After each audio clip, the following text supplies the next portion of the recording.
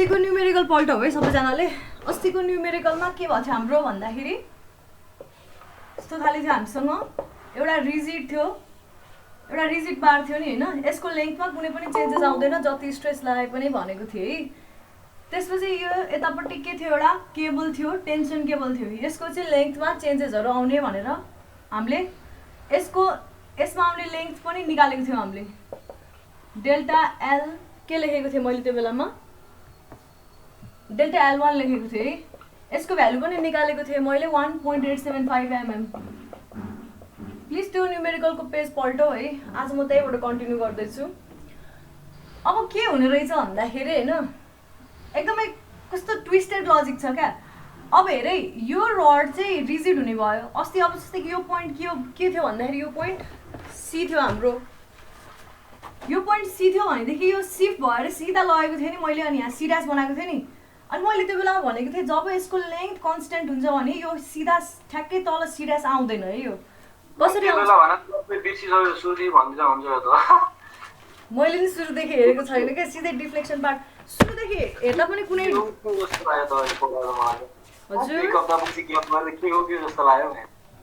के भयो अरे। ए सुन ल, अस्तिकोमा के गरेको थियो भन्दाखेरि हैन, सबसे फर्स्टमा टीसीडी निकालेको थियो, याद छ? टेन्सन इन सीडी वायर निकालेको थियो, याद छ नि? यो क्वेशन चाहिँ कुन हो फेरि? क्वेशन चाहिँ 5.10 क्वेशन 5.10 जीबीएम सरको बुकबाट गर्ने भनेको थिएँ मैले, याद छ? क्वेशन नम्बर 5.10 जीबीएम सरको बुकबाट। त्यसमा पहिला सुरु टीसीडी टेन्सनहरु निकाल्यो, अनि moment about B is equal to 0 जस्तो नाम दिम पहिला सुरु है। यो बी पोइन्ट हो, यो ए पोइन्ट हो। Moment about B is equal to 0 गरेर मैले पी फोर्स पनि निकालेको थिएँ, जुन चाहिँ 225 केजी आएको थियो। पी फोर्स यहाँनिर लागेको छ हाम्रो यसरी। यो रड एकदम रिजिड, यो रडको कुनै पनि चेन्ज इन लेन्थ हुँदैन। के को कारणले चेन्ज इन लेन्थ हुँदैन? कुनै पनि खाले लोडिङको कारणले यसमा लेन्थ चेन्ज आउँदैन। यो एउटा रडमा चाहिँ के आउँछ अरे भन्दाखेरि हाम्रो चेन्ज इन लेन्थ आउन सक्छ भनेको चाहिँ। त्यसपछि मैले पी क्याल्कुलेट गरेँ। सबसे फर्स्टमा टेन्सन क्याल्कुलेट गरेँ, त्यसपछि पी क्याल्कुलेट गरेँ है। त्यसपछि के गरेको थिएँ, यो सीडी भन्ने टाई जुन छ, टाई बार अथवा टाई रड अथवा टाई बार भने, यो टाई रडमा चाहिँ सर्टेन चेन्जेस इन लेन्थ आउँछ, जुनलाई चाहिँ हामीले कसरी क्याल्कुलेट गरेका थियौँ, डेल्टा L1 भनेको थिएँ। यसको फर्मुला के हुन्छ, TCD P into LCD PL/AE, अनि A of CD into E PL/AE गरेर मैले यसको चेन्ज इन लेन्थ निकालेको थिएँ 1.875 mm। सबैजनाले यतिसम्म गरेको थियो नि है गाइज। आज यो सब बाहेक 3टा न्यूमेरिकल टार्गेट छ हैन। कोही पाना पल्टाउ त्यो अगाडिको, अनि त्यसपछि फटाफटी हेर है।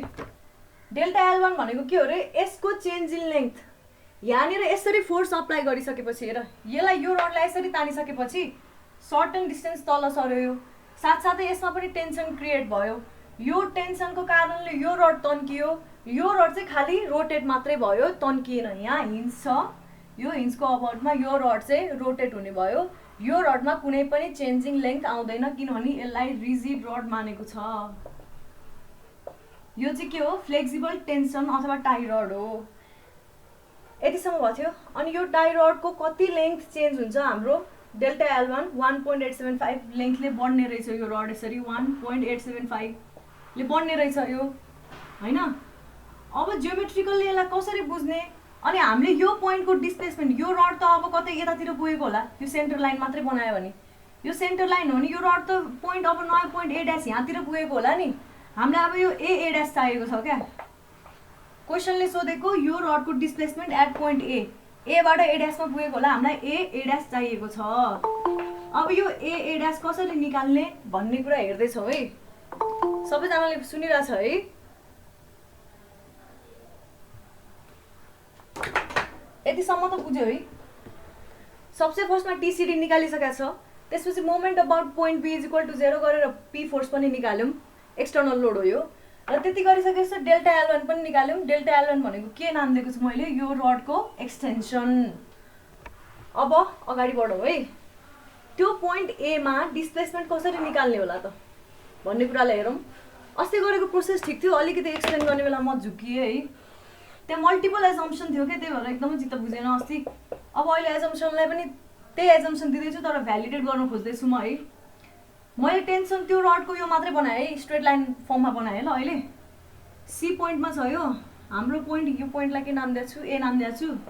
यो सी भयो, यसलाई बी नाम दिएको छु, यसलाई डी नाम दिएको छु है। यस्तो छ यो रडको यहाँनिर हिन्ज्ड हुन्छ है।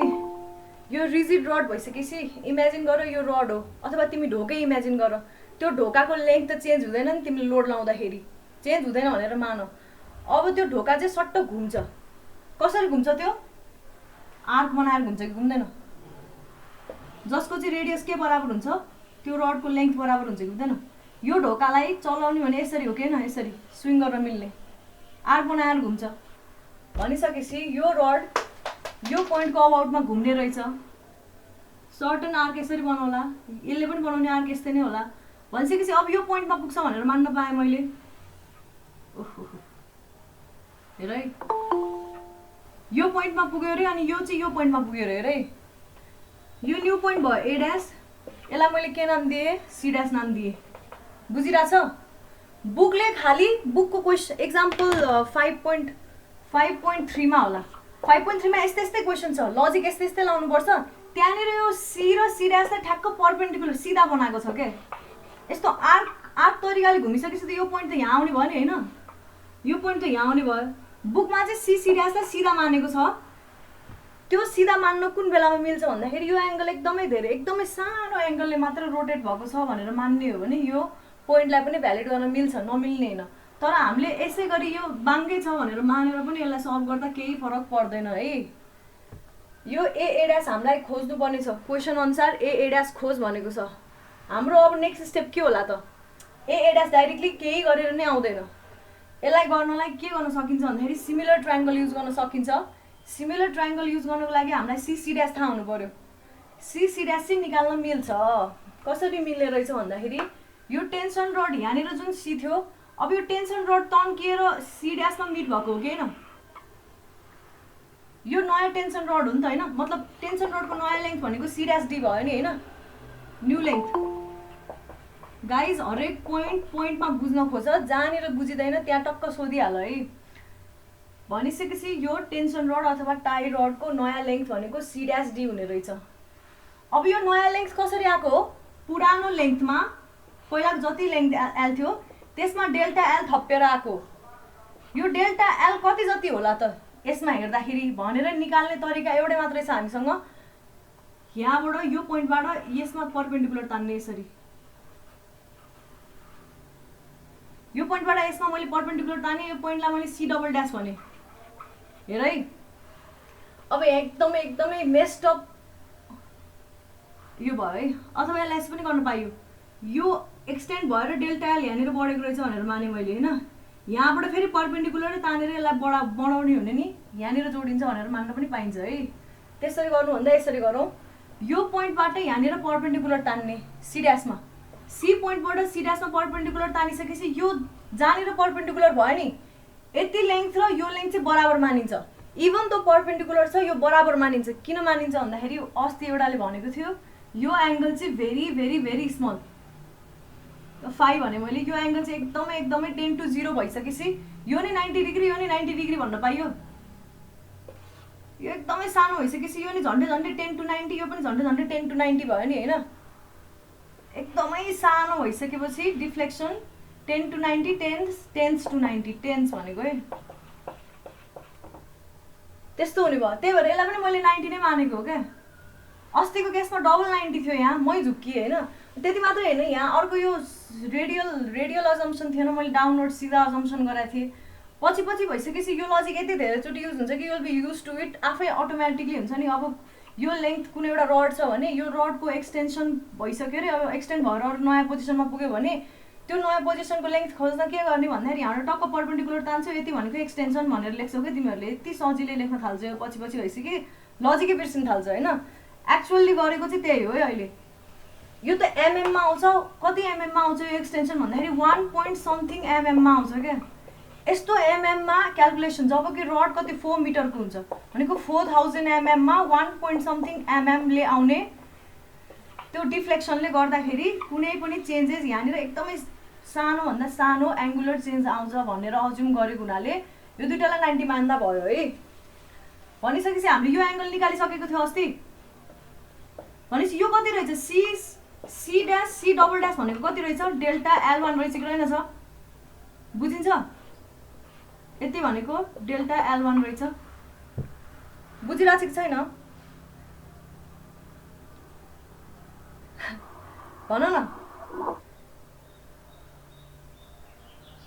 गाइस भन न बुझेको छ कि छैन न्यूमेरिकल त के हो मतलब कुन कहाँको कुन च्याप्टरको न्यूमेरिकल पनि पत्तो गर्छ नि मैम बुझेन फेरि भन्दिछु स्ट्रेंथ अफ मटेरियल को question number 5.10 worked out example होइन कि एक्सरसाइज क्वेश्चन नंबर 5.10 मा त्यहाँनिर जीबीएम को बुकमा हेर त्यहाँनिर सोधेको क्वेश्चन हो त्यहाँनिर पहिला सुरु फोर्स हामीलाई पी निकाल पनि भनेको छ ए यहाँनिर के यो पोइन्टमा कुन फोर्स लाग्छ पी फोर्स ला होला यो पी फोर्स निकाल भनेको छ त्यो मैले निकालिदिसकेको छु त्यसपछि अर्को यो पोइन्टको डिफ्लेक्सन निकाल भनेको छ यो पोइन्टको डिफ्लेक्सन निकाल्न खोज्दै छु अहिले मैले अब हेर मैले के भने सबसे फर्स्टमा बुझ्नुपर्ने कुरा के यो रिजिड रड हो यो रिजिड मैले हरेक पोइन्ट पोइन्टमा बुझाउँदै छु है भाइ तिमीले त्योभन्दा अगाडिसम्मको त बुझ्छौ है घरमै बसेर पनि बुझ्छौ एकचोटि यसपछि बुझ्न खोज ल डिफ्लेक्सन कसरी निकाल्ने भन्ने कुरा बुझ है यो रिजिड डस्टर हो नि हैन यो रिजिड डस्टर हो यसलाई झुन्डाइरहेको रड चाहिँ एकदमै फ्लेक्सिबल छ यो झुन्डाइरहेको रडले चाहिँ लेन्थ चेन्ज गर्न सक्छ यसले चाहिँ लेन्थ चेन्ज गर्न सक्दैन भनेदेखि यो यहाँनिर हिन्ज गरेको छ नि यो घुम्न सक्ने यसरी हो कि हैन हेर त मलाई यसरी घुम्न सक्ने भइसकेपछि यसले सर्कुलर पाथ ट्राभल गर्ने रहेछ बुझिन्छ यसले सर्कुलर पाथ ट्राभल गर्ने रहेछ भनिसकेपछि यो पोइन्ट अब कुनै ए ड्यास भन्ने पोइन्टमा पुग्छ कसरी रेडियलले यसरी यसरी एउटा ठुलो यो यसलाई सेन्टर बनाएर यस्तो खाली सर्कलमा यो ट्राभल गर्न सक्छ अब यसलाई सेन्टर बनाएर यसरी ट्राभल गर्न सक्ने भयो नि यो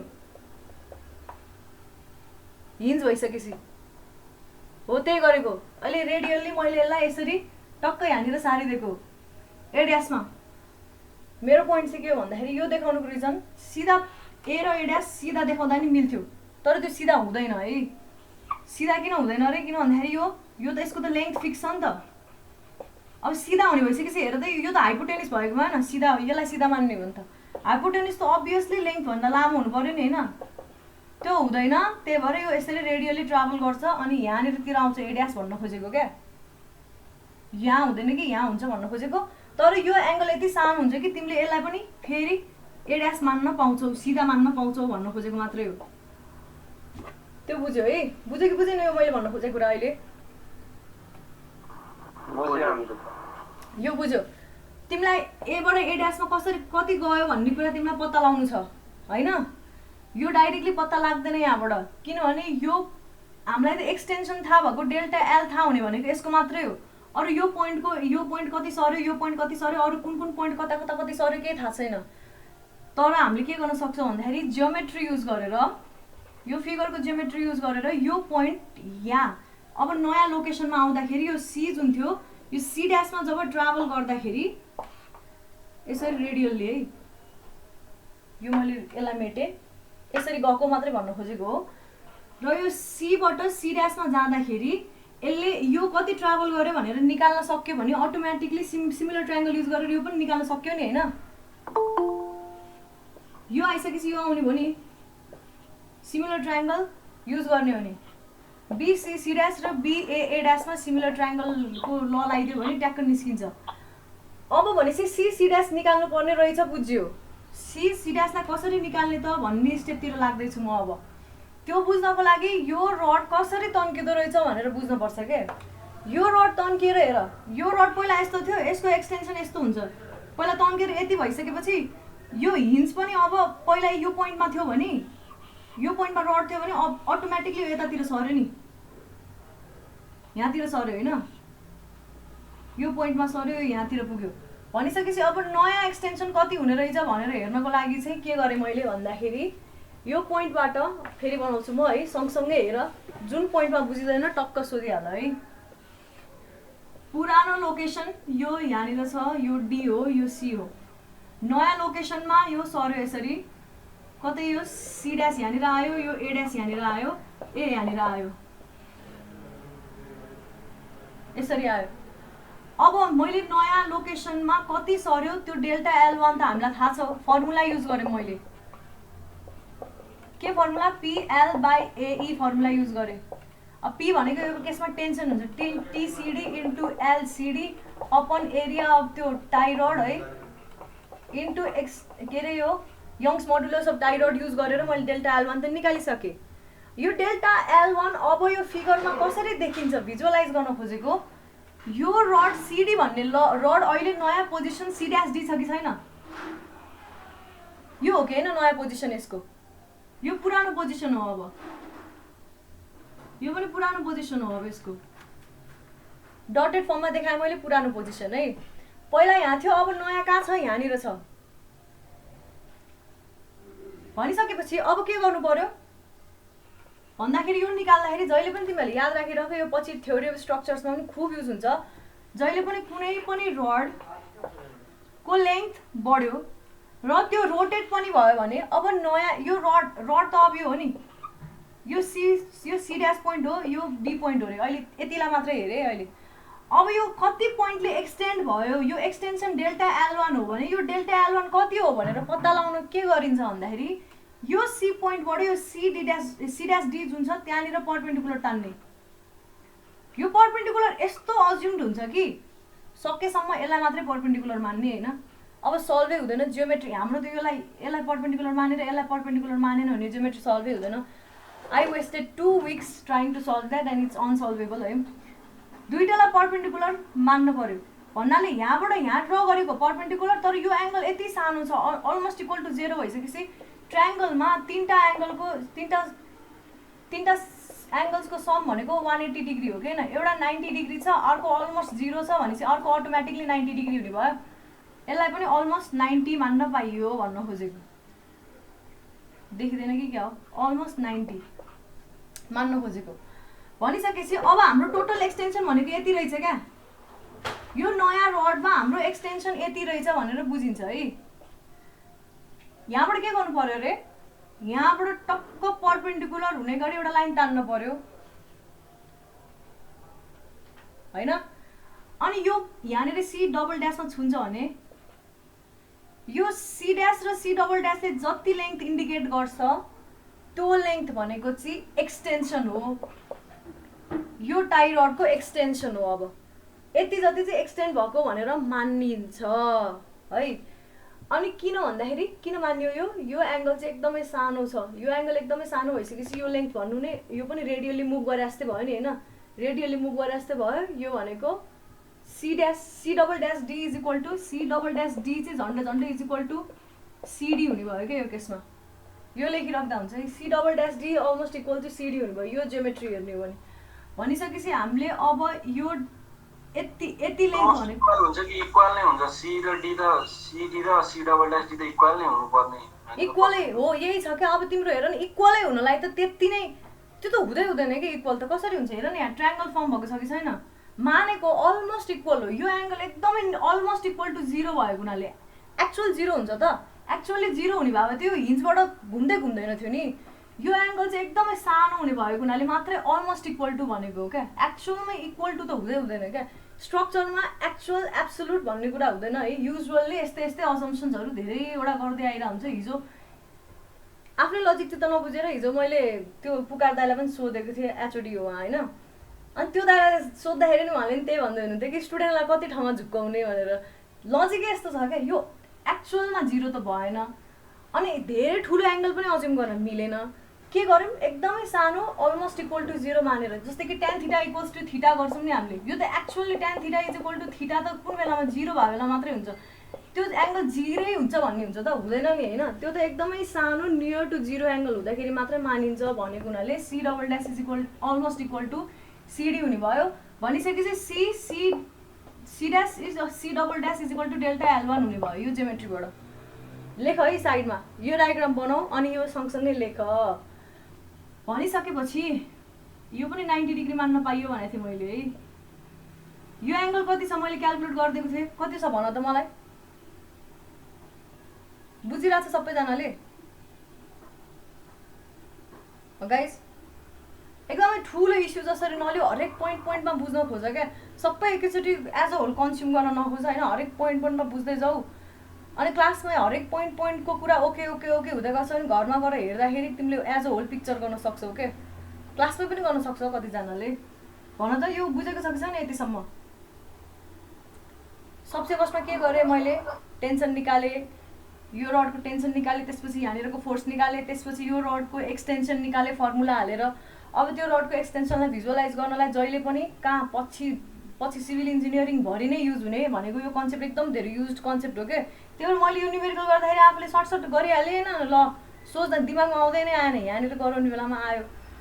अनि यो लजिक के रहेछ, यस्तो रहेछ, यो एङ्गल चाहिँ एकदमै सानो मानिसकेपछि यो दुइटालाई 90 मान्न मिल्यो, यो एङ्गल एकदमै सानो मानिसकेपछि यो CD = C double dash D पनि मान्न मिल्ने रहेछ। लेखेँ मैले C ड्यास C। अब नयाँ एक्सटेन्सन भनेको यसले दिने रहेछ, यति लेन्थले एक्सटेन्सन दिने रहेछ, यो पनि बुझ्यो। बुझिरहेछ अहिलेसम्म? भन त। त्यो बुझियो म्याम। त्यसो भए यो एङ्गल मैले कति क्यालकुलेट गरेको थिएँ भन त मलाई? 36.87। भनेपछि यो बाँकी 90 - 36.87 हुने रहेछ होइन। अनि यो एङ्गल पनि कति हुने भयो? फेरि के गरेँ, ए यो एङ्गल किन निकाल्नु पऱ्यो? निकाल्नु परिहाल्यो नि। Oh my God, this is a disaster. त्यो 90 - 36 पॉइंट त्यो होला नि त नि।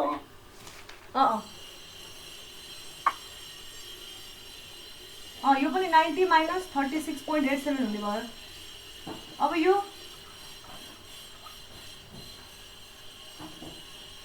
पनि फेरि 90 मानिन्छ हो। यहाँ त यति धेरै एजम्पसन छ। 36.67 नै हुन्छ, त्यो सेम नै हुन्छ, त्यही हुन्छ।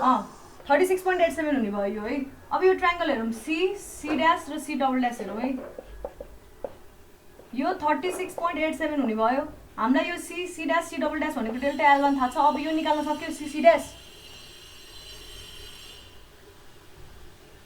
निकाल्न सक्यो कि सकेन? सक्यो। cos थीटा लगाएर cos थीटा लाग्छ र sin थीटा लाग्छ होला नि। sin थीटा अनि sin थीटा नि लाग्दैन, tan थीटा लाग्छ होला। तिरै बी हुन्छ नि त। एस त हाइपोटेनस निकाल्नु पर्ने हो नि त। sin थीटा लाग्छ। यो 90 मान्ने हो क्या अब। ल रोक म फेरि बनाउँछु। त्यो पनि sin थीटा नै लाग्छ। ल हेर है, पहिला सुरु यति गरिसकेपछि यो लेख है, त्यसपछि यो डायग्राम अति ठुलो बनाउँछु म होइन। अनि ठ्याक त्यही डायग्राममा लेख है। हेर यो एङ्गल अहिले यति थियो, यो नयाँ पोजिसनमा सिफ्ट भयो है। फेरि सानै बनाएँ मैले। यो नयाँ पोजिसनमा सिफ्ट भइसकेपछि यो कतै यतातिर आएर अलिकति ओराउने भयो, यतातिर आएर यो हामीलाई चाहिएको छ, यो हामीलाई चाहिएको छ। यसलाई मैले C ड्यास नाम दिएँ, यसलाई मैले C नाम दिएँ। यहाँबाट यसरी पर्पेन्डिकुलर ड्र गरेँ, C डबल ड्यास।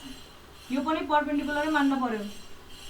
यो पनि पर्पेन्डिकुलर हुन्छ क्या, यो पनि एकअर्कासँग। नभए त्यो 36.8 सम्म मान्नै मिल्दैन। यो 36.87 भयो भनेदेखि यो पनि 36.87 भयो। यो 90 डिग्री भइसकेपछि यताभित्र पनि 90 डिग्री हुने भयो होइन। भनिसकेपछि यो triangle C dash C double dash, त्यो ट्रायङ्गल बनाऊ यस्तो यस्तो। अनि त्यसपछि यस्तो छ, यो भनेको 36.87 डिग्री भयो, यो भनेको 90 डिग्री भयो भनेदेखि के हो यार, यो बनाऊ है। C dash C double dash, यो 36.87, यो डेल्टा L1 भयो। अब हामीलाई चाहिएको C ड्यास छ। अहिले यो डायग्राममा हेर्दा यस्तो देखियो, खास चाहिँ उतातिर गएको छ है। भनिसकेपछि C dash is equal to C dash C double dash upon sin theta हुने रहेछ। sin 36.87 हुने रहेछ। sin 36.87 गर होइन, P/H आयो नि होइन। P/H is equal to sin 36.87। हामीलाई H चाहिएको छ, H is equal to P/sin 36.87। यति गरिसकेपछि C ड्यास आयो, कति आउँछ? 1.8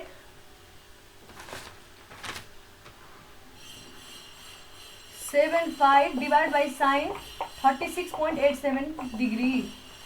यति भयो है। लेखिरहेको छ सबैजनाले? So C dash is equal to कति आउने रहेछ भन्दाखेरि 3.125। अब एमएम हो कि सीएम हो यो फेरि? mm मा हो 3.125 यो 1.875 mm मा निकालेको थिएँ हेर्नु मैले यो जतिमा निकालेको छु त्यो त्यही युनिटमा हुन्छ फ्रम सिमिलर ट्रायङ्गल्स कुन ट्रायङ्गल यो बी हो नि त BC dash and BA dash यो A हो यो A dash हो है A dash लाई नै परपेन्डिकुलर मान्न पाउँछ CC dash लाई नै परपेन्डिकुलर मान्न पाउँछ भनेको थिएँ अघि मैले किन भनेको थिएँ रे यो एंगल पनि एकदमै स्मल मान्ने हो भने बुझिरहेछ नि यति धेरै अजम्सन छ क्या C बाट C dash जुन हुन्छ यो BC सँग परपेन्डिकुलर मान्न पायो त्यसैगरी AB सँग AA dash पनि परपेन्डिकुलर मान्न पायो अघिकै लजिक AB को लेंथ पनि सेम छ हैन यहाँबाट जानेर पनि परपेन्डिकुलर तान्ने हो भने यहाँबाट कतै पनि परपेन्डिकुलर तान्यो भने यसले आफ्नै बराबरको लेंथ दिन्छ भनेर भनेको थिएँ कि थिएन मैले त्यही नै लजिक युज गरेर यो CC dash लाई नै परपेन्डिकुलर मानेको यहाँ निर 90 डिग्री नै मानेको यहाँ डबल 90 डिग्री मानेको छ है यहाँ एउटा यसले योसँग 90 बनाएको यसले एउटा चाहिँ यसले योसँग 90 बनाएको डबल 90 छ क्या यहाँ भनिसकेपछि यो दुईटा सिमिलर ट्रायङ्गल्स युज गर्ने हो भने के लेख्न पाइयो भन्दाखेरि B अथवा यसरी लेखौँ AA dash upon AB is equal to BC dash upon BC लेख्न पाइयो सिमिलर ट्रायङ्गलबाट हो गाइस बुझिरहेछ नि है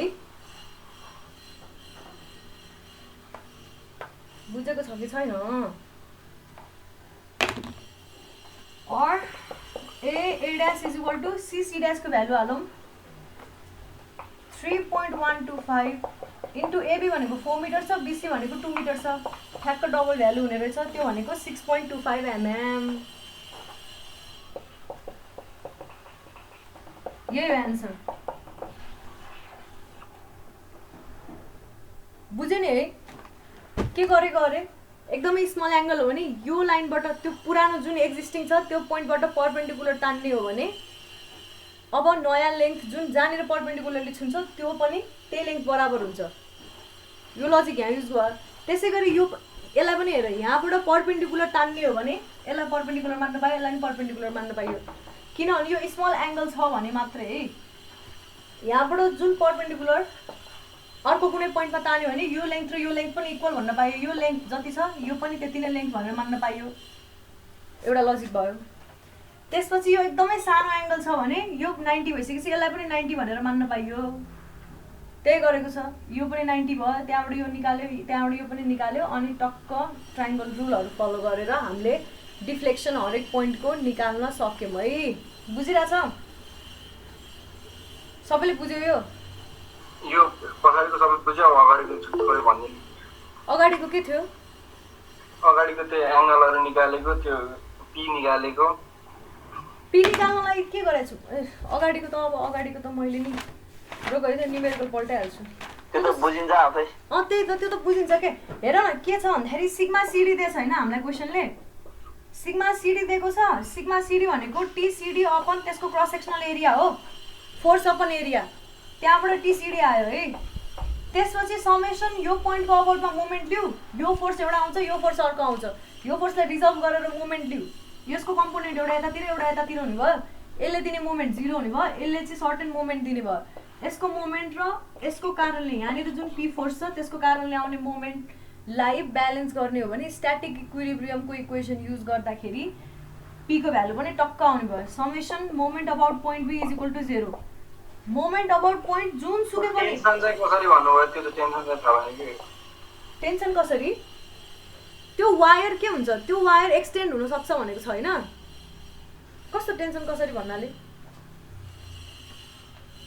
पोइन्ट लिँदाखेरि त्यो DB मा नि फोर्स लाग्छ नि त हैन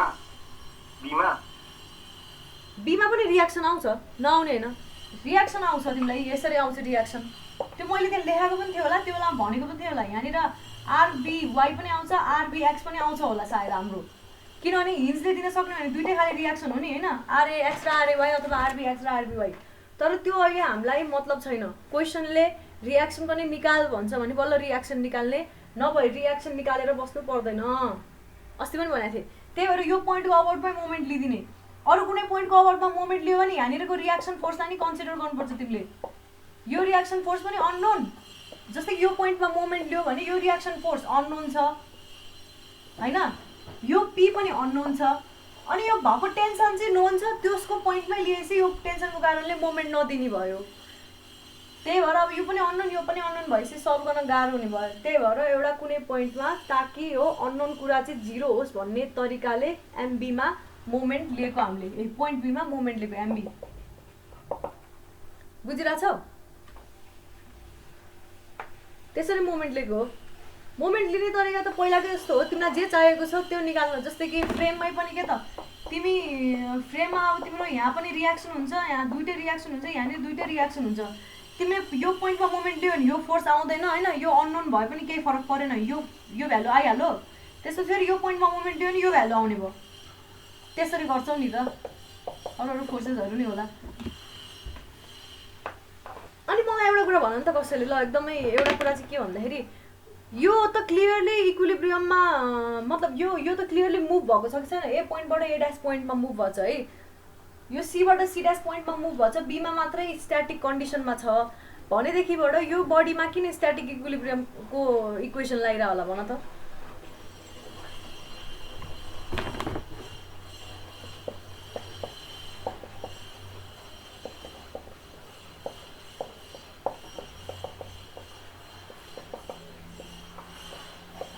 भन त कसैले सक्छ भन्न? एकदमै सिम्पल लजिक छ। आइएम इङ्ग्लिस बोलौँ भने गाह्रो, एकदमै ठुलो लजिक जस्तो लाग्ला होइन? किन भन्दाखेरि यो एकचोटि मोसन यसले दिइसकेपछि, जस्तै कि यो पोइन्टबाट यो पोइन्टमा यो पी लोड लगाइसकेपछि, एकचोटि लगाइसकेपछि त्यतिकै रहिरह्यो भने त्यो अब नयाँ इक्विलिब्रियम इक्वेसन सेट हुने भयो कि यसको लागि। अब यो यसको लागि नयाँ इक्विलिब्रियम पोजिसन भनेको यो हो क्या। पहिलाको रड यो त्यो पी फोर्स लाउनुभन्दा अगाडि पी फोर्स लाउन्जेलसम्म मोमेन्टमा आयो, लगाइसकेपछि त्यतिकै लाएर छोडिराख्दाखेरि अब त्यो नयाँ इक्विलिब्रियम कन्डिसनमा आउने भयो, जुन चाहिँ फेरि स्ट्याटिकमै छ भन्नु खोजेको। यो घुमेको घुमै गर्छ पी फोर्सको कारणले भन्ने कुरा मान्दैनौँ हामीले। यो अझै पनि स्ट्याटिक नै छ आफ्टर एप्लिकेसन अफ लोड भन्ने अज्युम गरेको र हामीले चाहिँ इक्वेसन अफ स्ट्याटिक इक्विलिब्रियम यस्तो खाले बडीमा लाउँछौँ। किन अरे? किन भन्दाखेरि एकचोटि फोर्स लगाइसकेपछि त्यो बडी फेरि स्ट्याटिक इक्विलिब्रियम कन्डिसनमै आउँछ भन्ने अज्युम गरेर हामीले इक्वेसन अफ स्ट्याटिक इक्विलिब्रियम लाउँछौँ है। होमवर्क के भनेको छु मैले, क्वेसन नम्बर 5.2 र 5.3 जीबीएम सरको सल्भ, क्वेसन नम्बर भन्दा नि 5.3 गरिसक्यो। सल्भ क्वेसन है, सल्भ क्वेसन एक्जाम्पल क्या। एक्जाम्पल 5.2 र 5.3 गर्न खोज है। 5.3 मा लजिक यही छ, खालि यो फिगर मिरर भएको छ। 5.2 को चाहिँ अलिकति त्यहाँ एउटा एजम्सन छ, त्यहाँ फेरि 90 डिग्री अज्युम गरेको छ। यो 90 डिग्री अज्युम किन गरे भनेर सोध्ला, अथवा 90 अज्युम गर्दिनँ म्याम म अरू नै तरिकाले गर्न खोज्छु भनेर भन्नेले पनि लजिक सोचेर आऊ, मजा आउँछ यो सल्भ गर्दाखेरि। 5.2 मा चाहिँ 5.3 त अब सेम टु सेम यही नै हो। यो क्वेसनमा अब यदि फोर्स अपवर्ड डिरेक्सनमा पी भन्ने फोर्स अपवर्ड डिरेक्सनमा लाग्यो भने चाहिँ के गर्ने? निकाल्ने पी फोर्स होइन, मतलब त्यो पी माथि गयो नि त, अनि त्यो एक्सपान्ड हुन्छ र त्यो टेन्सन एक्सपान्ड हुन्छ र त्यसमा जस्तो यसमा एक्सन आउँछ नि सिधै सिरियस कम्प्रेसन हुन्छ भनेर मान्न पाउँछौ तिमीले, मजाले मान्न पाउँछौ त्यो बेलामा। खालि फोर्सको डिरेक्सन उल्टो हुने भयो। यो यसमा पी फोर्स लाउने भयो भनेपछि तिम्रो अब कम्प्रेसन कस्तो, टेन्सन यतातिर आइरहेको थियो भने कम्प्रेसन यतातिर आउने भयो। अब यो बडीमा यतातिर आउने भयो, यो बडीमा यतातिर जाने भयो क्या। कम्प्रेसन हुने भयो भनेर मान्न पाउँछौ तिमीले, मजाले मान्न पाउँछौ। तर युजुअल्ली त्यस्तो खाले टाइबारहरूको काम कम्प्रेसनमा काम गर्ने होइन। कुनै पनि सिलिङमा झुन्डाको कुरा त्यो चाहिँ कम्प्रेसनमा आउला भनेर हामीले अज्युम गर्नु रङ हुन्छ। भन्नाले आउन त आउँछ, तिमीले अब यसरी माथितिर घचर्न खोज्यो भने आउला। यो त स्टिल हो, इट इज स्टिल थाहा छ कि छैन? अब तर त्यसको काम चाहिँ के हो भन्दाखेरि कुनै पनि बडीलाई आफ्नो वेट अथवा कुनै पनि लोडलाई रेजिस्ट गर्नको लागि राखिएको बडी हो यो स्टिल युजुअल्ली टेन्सनमा काम गर्छ भनेर मान्नु चाहिँ पर्छ है। कम्प्रेसनमा राख्नु भनेको त्यो फङ्सनल होइन, तर त्यो गर्न चाहिँ मिल्छ त्यसरी नै। 5.2 र 5.3 सल्भ गर्न खोज ल। अर्को न्युमेरिकलतिर बढेँ म। अब अर्को न्युमेरिकल गर्नुभन्दा अगाडि म अलिकति एउटा अस्ति त्यो भविष भाइले के सोध्दै थियो प्यारललमा हुँदाखेरि के त यस्तो खाले बडी छ, यो मटेरियल एउटा छ, त्यसपछि यो मटेरियल अर्को छ कि यस्तो छ भनेदेखिबाट अब यो चाहिँ कस्तो छ भन्दाखेरि यो रिजिडली यसरी यसरी यसरी पुरै रिजिडली फिक्स छ भने त डेल्टा इज इक्वल टु 0 नै हुने भइहाल्यो डिफ्लेक्सन। तर यो रिजिड छैन र एउटा यो चाहिँ फ्री छ यतातिर यतातिर चाहिँ रिजिड छ भने यो पोइन्टमा फोर्स लाउँदाखेरि अब यहाँनिर आउने डिफ्लेक्सन के हुन्छ, यसको बराबर हुन्छ त भनेर सोधेको थियो होइन। यहाँनिर आउने डिफ्लेक्सन डेल्टा L1 होला, यता आउने डिफ्लेक्सन डेल्टा L2 होला। यो दुइटा इक्वल हुन्छ त भनेर सोध्दै थियो नि, यो दुइटा इक्वल हुँदैन, यो दुइटा कसरी क्याल्कुलेट गर्ने त भनेर नि सोधेको थियो। त्यो दुइटा क्याल्कुलेट गर्न अहिले यति मात्रै इन्फर्मेसनले पुग्दैन, यति मात्रै इन्फर्मेसन इन्सफिसियन्ट। अथवा यस्तो फिगर हेरेर हामीले केही अजम हामीले जस्तो कि रियल लाइफमा यस्तो खाले बडी देख्यो भने कति कति चाहिँ मुभ होला भनेर अज्युम गर्न सक्नुपर्ने हुन्छ। यो केसमा सकिँदैन। अब म अरू अरू केसेस देखाउन जाँदैछु है, जसमा डेल्टा एउटा ठाउँमा आउने डिफ्लेक्सन र अर्को ठाउँमा आउने डिफ्लेक्सन बराबर हुँदैन। अगाडिको पालि हामीले delta L1 is equal to delta L2 गरेको थियो है, त्यो कम्पोजिट बारवाला हेर त एकचोटि। सबसे फर्स्टमा गराएको थिएँ नि मैले, त्यसमा डिफ्लेक्सन इक्वल मानेको थिएँ। किन मानेको थिएँ भन्दाखेरि त्यो पनि म भन्छु। त्यो बार यस्तो थियो हामीसँग, यहाँनिर एउटा उ थियो, यसलाई के भन्छ क्रस बार भन्छ है। यस्तो क्रस बारले सपोर्ट गरिएको थियो। यो स्टिल होला, यो एल्युमिनियम होला, यो नि एल्युमिनियम होला। यो क्रस बारले सपोर्ट गरिएको थियो। अनि त्यो बेलामा स्टिलमा आउने deflection is equal to delta L at aluminium. यो मान्नुको रिजन के हो भन्दाखेरि यो क्रस बार चाहिँ सर्लक्क जस्ताको जस्तै हरिजन्टल्ली, मतलब अहिले कस्तो छ भर्टिकल छ नि, त्यो भर्टिकलै हुने गरी पुल हुन्छ भनेर मान्यो भने अथवा पुस हुन्छ भनेर मान्यो भने बल्ल delta L steel is equal to delta L at of aluminium हुन्छ। अब यो मुभै हुँदैन, अझै यसलाई मैले भित्तामा टाँसिदिएर यसरी भने delta L steel is equal to delta L aluminium is equal to 0 हुने भयो। भित्तामा टाँसेको छैन, क्रस बार मुभ चाहिँ गर्छ होइन। जस्तै कि यहाँ स्टिल जोड्यो, यहाँ एल्युमिनियम जोड्यो, यो दुइटालाई जोडेर यो क्रस बार जस्तो छ है। यो क्रस बारलाई भित्तामा गरेर राख्यो भने स्टिल एल्युमिनियम जति धक्कालिए पनि यो मुभ नहुने भयो, क्रस बार मुभ नहुने भयो। अर्को कन्डिसन के भयो, क्रस बार चाहिँ जस्तो थियो त्यस्तै, यसको यो यसरी यसरी एङ्गुलरली मुभ गर्दैन, यो चाहिँ यसै गरी मुभ गर्छ भनेर मान्यो भने delta L at steel is equal to delta L at aluminium हुने भयो।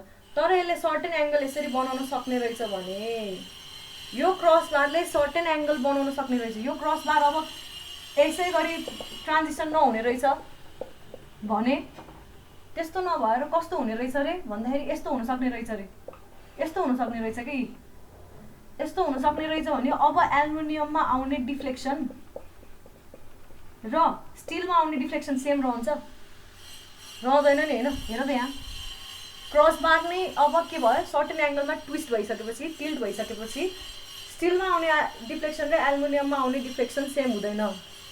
यो केसको लागि युजुअली फर्मुलाहरू कस्तो कस्तो युज गरिन्छ म देखाउन गइरहेको छु है, सुई देखाउँछु, त्यसपछि त्यसलाई युज गरेर हामी न्युमेरिकल गर्छौँ है।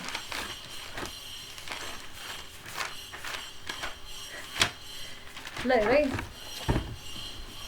क्रस बार अथवा क्रस मेम्बर भन्छ है। बार्स इन प्यारलल जुन छ नि, लेख है।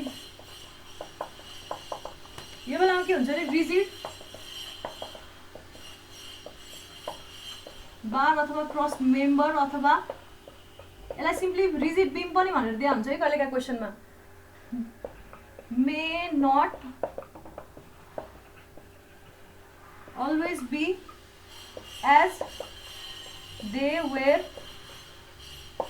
such happens, जस्तो थियो त्यस्तै नहुन सक्छ। when कस्तो बेलामा हुन्छ अरे भन्दाखेरि एक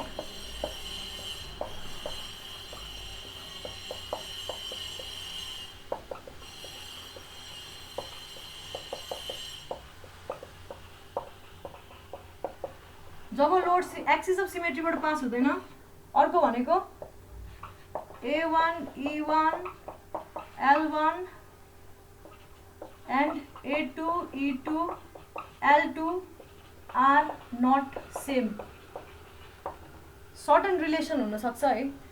यो सेम नहुँदाखेरि त्यस्तो हुन्छ। जस्तै कि यो केसमा अघि मैले जुन त्यो देखाएको थिएँ त्यसमा L1 is equal to L2 थियो है, क्रस सेक्सनल एरिया फरक भए पनि त्यो बेलामा A1 into E1 is equal to A2 into E2 आउँछ क्या। तर यो केसमा चाहिँ त्यस्तो नहुने रहेछ भने यस्तो हुन्छ। अब यस्तो केसलाई लिएर हामी एक दुईवटा इक्जाम्पलहरू हेर्छौँ। फटाफट लेख है। 3 को 1 नम्बर एउटा खाली केस छ, एक्जाममा एकदम धेरै सोधिरहेको केस।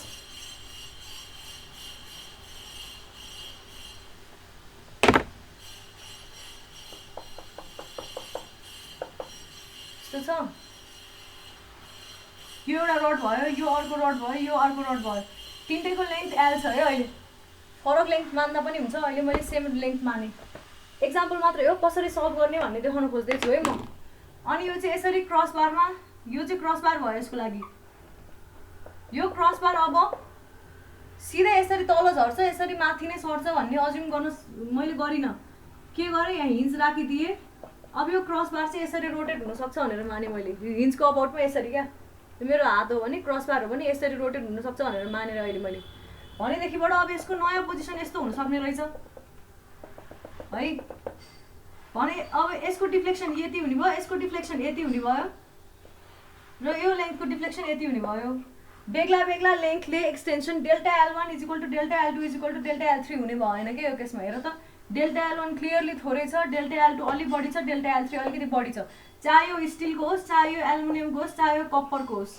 यस्तो खाले अरेन्जमेन्टको लागि यो हिन्जको अबाउटमा यसरी नै रोटेट गर्ने भयो एक्सटेन्सन छ भने। यसको सेल्फ वेट अथवा यहाँनिर कुनै पिलोड लगाएको होला, पिलोडले तान्न साथै यो एक्सटेन्ड हुने भयो। एक्सटेन्ड हुने भइसकेपछि यसको डिफ्लेक्सन, यसको डिफ्लेक्सन र यसको डिफ्लेक्सन फरक हुने भयो। र तिमीले यो कुनै पनि यो रकेट साइन्स होइन, यो कुनै पनि तिमीले यो हुन्छ नि, मतलब कहाँबाट आयो कसरी आयो भन्ने होइन। यो कहाँबाट आएको भन्दाखेरि एक्सपेरिमेन्टबाट आएको। हेर्दाखेरि त्यस्तै देखिन्छ, त्यही भएर त्यस्तो हुन्छ भनेर सल्भ गरेको। र अब तिमीले कहिलेकाहीँ हेर्दाखेरि कस्तो देखिन्छ भनेर अज्युम गर्न सक्दैनौ भन्नकै लागि भनेर एकदमै धेरै प्र्याक्टिस गर्नुपर्छ।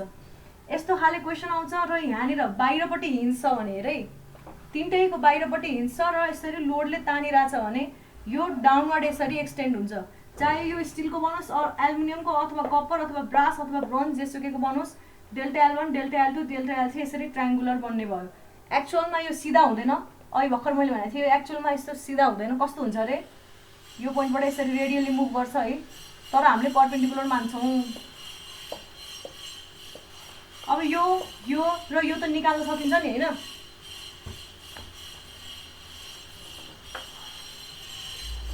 केस 1 डायग्राम बनाइरहेको छु। यति धेरै बोले, यो पनि थ्योरी नै क्लास जस्तो भयो क्या है। यति नबुझे न्युमेरिकल गऱ्यो भने फेरि बुझ्दैन। यस्तो छ इनिसियल्ली, लेख है। न्युमेरिकल हो नयाँ, यो न्युमेरिकल होइन, त्यही नै हो होइन, तर यसलाई मैले लेखेर देखाएको हो। केस हो यो। केस बुझिसकेपछि न्युमेरिकल गर्न कुनै आपत्ति पर्दैन। एउटा अब्जेक्ट छ, अर्को अब्जेक्ट छ, 3 नम्बरको अर्को छ है। यिनीहरू दुइटैको E1 E2 E3 फरक छ, A1 A2 A3 फरक छ। अब यो हिन्ज यसरी सिफ्ट हुन्छ, एउटा कन्डिसन यसरी सिफ्ट हुन्छ भने यसको एक्सटेन्सन भनेको यो सेन्टरबाट लिएको भनेर मान है। अथवा यहीँनिर एज टु एज लियो, डेल्टा L1 हुने भयो र यहाँनिर डेल्टा L2 हुने भयो है, र यहाँनिर कति हुने भयो, डेल्टा L3 हुने भयो। यस्तो हुन्छ। तिमीले अब यसलाई सल्भ गर्नलाई हेर त, यहाँनिर तिमीलाई अब यो पोइन्टमा पी फोर्स लगाइसकेको, यो पोइन्टमा पी फोर्स लगाइसकेपछि यस्तो आएको हो नि त। भनिसकेपछि अब तिमीले यो इक्वेसन सल्भ गर्नको लागि पी फोर्स त नोन होला अरे। सपोज पी फोर्स नोन छ भने यसलाई सल्भ गर्नलाई 3टा इक्वेसन चाहिने भयो। अननोन के हुने भयो, यहाँनिर आउने P1, यहाँनिर आउने P2, यहाँनिर आउने P3। यसलाई काट्ने हो भने यहाँ P1 फोर्स आउला। त्यसै गरी यहाँनिर यसलाई यसरी बनाउन, यसको फ्री बडी डायग्राम बनाउने हो भने यो बडी यस्तो भइसकेको हुन्छ। यहाँ P1 फोर्स आउला, यहाँ P2 फोर्स आउला, यहाँ P3 फोर्स आउला, यहाँनिर P फोर्स आउँछ। यस्तो हुन्छ भनेपछि P is equal to P1 plus P2 plus P3 हुने भयो। एउटा इक्वेसन भनेको के रहेछ, summation F is equal to 0 हुने रहेछ एउटा इक्वेसन। अर्को इक्वेसन के हुने भयो, यो हिन्ज पोइन्ट जुन छ नि, मोमेन्ट, यो हिन्जको अबाउटमा मोमेन्ट अबाउट हिन्ज अथवा कुनै पनि एउटा पोइन्टमा जहाँसुकै पनि लिन मिल्छ, मोमेन्ट इज इक्वल टु 0 गर्ने। त्यो गर्दाखेरि अर्को इक्वेसन आयो, सेकेन्ड इक्वेसन। अर्को इक्वेसन के हो भन्दाखेरि डेल्टा L1 र डेल्टा L2 र डेल्टा L3 के सिमिलर ट्रायङ्गल लाउने। यो फर्स्ट स्टेप, यो सेकेन्ड स्टेप, थर्ड स्टेप भनेको सिमिलर ट्रायङ्गल कन्सेप्ट। लाउने। त्यति गरिसकेपछि के गर्न सक्यो, सिमिलर ट्रायङ्गल कन्सेप्ट युज गरिसकेपछि डेल्टा L1 डेल्टा L2 र डेल्टा L3 बिचको रिलेसन लेख्न सक्यो र त्यो डेल्टालाई p को टर्ममा लेख्न सक्यो। तीनटा इक्वेसन आयो, त्यो तीनटा इक्वेसनलाई सल्भ गर्ने भने यस्तो खाले सिस्टम सल्भ हुन्छ। जहिले पनि यस्तो खाले सिस्टम आउँछ भने जस्तो सुकै खाले सिस्टम आओस् जहिले पनि summation of f is equal to 0।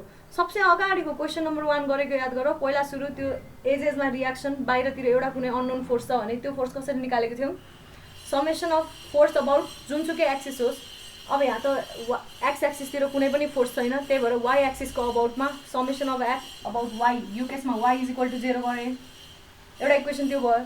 अर्को मोमेन्ट लिए, अर्को के गरेँ, सिमिलर ट्रायङ्गल कन्सेप्ट युज गरेँ। त्यसमा डेल्टा L1 डेल्टा L2 र डेल्टा L3 बिच रिलेसन आउने भयो। डेल्टा L1 लाई पनि p1 को टर्ममा लेख्ने, डेल्टा L2 लाई p2 को टर्ममा लेख्ने, डेल्टा L3 लाई p3 को टर्ममा लेख्ने। त्यति गरिसकेपछि यो पुरै सिस्टम सल्भ हुन्छ। तिमीले p1 p2 p3 निकाल्न सक्यौ। p1 p2 p3 निकालिसकेपछि सिग्मा 1 सिग्मा 2 सिग्मा 3 निकाल्न सक्यौ। सिग्मा 1 सिग्मा 2 सिग्मा 3 निकालिसकेपछि डेल 1 डेल 2 डेल 3 पनि निकाल्न सक्यौ। बुझिरहेछ है? लास्ट कन्फ्युज रहेछ यसमा त डेल्टा। त्यही भएर याद गर्ने के याद गर्ने भन्दाखेरि यस्तो खाली सिस्टम देखिन्छ भने जस्तो सुकै खाली सिस्टम होस् जहिले तीनटा इक्वेसन हुन्छ। एउटा समेसन f इक्वल्स 0, एउटा समेसन m इक्वल्स 0, अर्को डिफ्लेक्सनको कम्प्याटिबिलिटी, यसलाई के भन्छ कम्प्याटिबिलिटी इक्वेसन। अस्ति भनेको थिएँ नि मैले सिस्टमलाई हेर्ने यहाँबाट तीनटा अननोन छ, हामीसँग तीनटा इक्वेसनै छैन। एउटा एक्स्ट्रा इक्वेसन लेख्नु परेको छ जुनलाई चाहिँ फिल्ड अनुसार फिल्डलाई सुट गर्ने खाले एक्स्ट्रा इक्वेसन लेख्नु परेको छ हामीलाई। त्यही भएर त्यस्तो इक्वेसनलाई के भनेर कम्प्याटिबिलिटी, फिल्डमा कम्प्याटिबल हुने खालको, फिल्डमा हेर्न जाने भने त्यस्तै खाले अब्जर्भ हुन्छ भन्ने टाइपले जुन इक्वेसनहरू लेखिन्छ त्यसलाई कम्प्याटिबिलिटी इक्वेसन भन्यो। त्यसको कारणले अर्को इक्वेसन दिन्छ कहिलेकाहीँ जस्तै कहिले यहाँ a र b दियो नि, तिम्रो एक्जाममा यो a र b नदिन साथै तिमीले मोमेन्ट लिन मिल्यो, मोमेन्ट लिन मिलेन नि होइन। त्यस्तो बेलामा a र b दिएको छैन भने यो पनि दिँदैन, दुईटा मात्रै फोर्स सिस्टम दियो।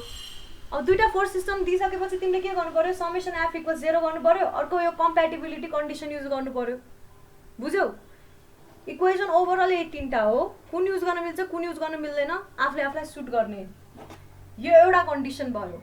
अस्तिको एउटा कन्डिसन भयो भनौँ न। अस्तिकोमा त्यो क्रस के भनेको थिएँ मैले, क्रस बार। यो क्रस बार चाहिँ जस्ताको तस्तै ट्रान्जिसन हुन्छ। यस्तो छ, यस्तो खाले छ भने यसरी नै ट्रान्जिसन हुने भयो, यस्तो खाले छ भने यसरी नै ट्रान्जिसन हुने भयो।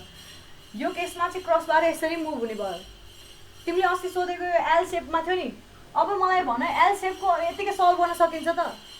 फिल्डमा गएर हेर्नुपर्छ क्या, फिल्डमा गएर हेर्नुपर्छ कस्तो होला भनेर, यतिकै सल्भै गर्न सकिँदैन। यो पो अब यसो अज्युम गऱ्यो यहाँ हिँड्छ होइन चट्ट यसरी घुम्ला भनेर अज्युम गर्न सकिन्छ। ल अब अर्को कन्डिसन हेरौँ है।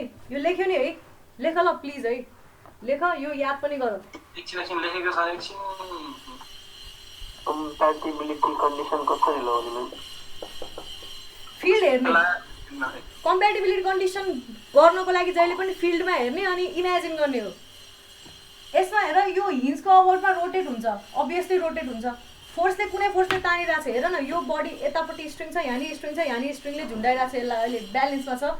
एउटा कुनै जहाँसुकै लोड लाउँ, पी लोड यहाँ लाउँ चाहे यहाँ लाउँ चाहे यहाँभरि जतासुकै लाउँ है, यसरी सुट्ट तान्न साथै यो हिन्ज हो भने हिन्जभन्दा उता छ नि त सबै तिनटै बार, के अरे तिनटै रडहरू होइन, त्यो तिनटै रडमा टेन्सन आउने भयो। अब अर्को केस चाहिँ के देखाउन खोजेको भन्दाखेरि यहाँ हिन्ज नभएर अन्त कतै हिन्ज हुन्छ भने के हुन्छ भन्ने कन्डिसन देखाउन खोजेको। तिमीलाई अब यस्तो खाले एक्जाममा क्वेसन आयो भने तिमीले सजिलै कम्प्याटिबिलिटी इक्वेसन लाउन सक्ने रहेछौ। कस्तो? डिफ्लेक्सन कसरी आउने रहेछ, सिमिलर ट्रायङ्गल बनाएर हिन्जदेखि नै। तर अब अर्को खाले कन्डिसन आयो भने तिमी एक्जाममा झुक्किन सक्लौ। त्यसको लागि के गर्छौ, त्यसकै लागि धेरै प्र्याक्टिस गर्छौ, डिफ्रेन्ट खाले क्वेसन्सहरू हेरेर जान्छौ, बुकमा भएको इक्जाम्पल्सहरू पढ्छौ, अनि त्यसपछि तिमीलाई एक्जाममा कुनै नौलो क्वेसन लाग्दैन, कुनै नौलो खाले कम्प्याटिबिलिटी कन्डिसन लाग्छ जस्तो लाग्दैन। जस्तै कि त्यो भाइले अब मलाई यो दियो होला नि, त्यहाँ के अरे प्रोफेसरहरू पनि होला नि जसले यस्तो खालेलाई पनि सल्भ गरे होला, उनीहरूले अहिले कम्प्याटिबिलिटी कन्डिसन भनिदिन सक्लान्। के गरेर अब यस्तो कि न्युट्रल एक्सिसबाट यताउता यो यताउता गरेर उनीहरूले भनिदिन सक्लान्। मैले सक्दिनँ किनभने मैले यस्तो खाले क्वेसन प्र्याक्टिस पनि गरेको छैन, नुब होइन। त्यही भएर मैले सकिनँ नि त्यो। त्यस्तै गरी तिमीहरूले नसक्नु भएन एक्जाममा कस्तो कस्तो खाले क्वेसन्स आउँछ सबै खाले हेर्ने अनि गरेर जाने। कम्प्याटिबिलिटी इक्वेसन मजाले लेख्न सकिन्छ।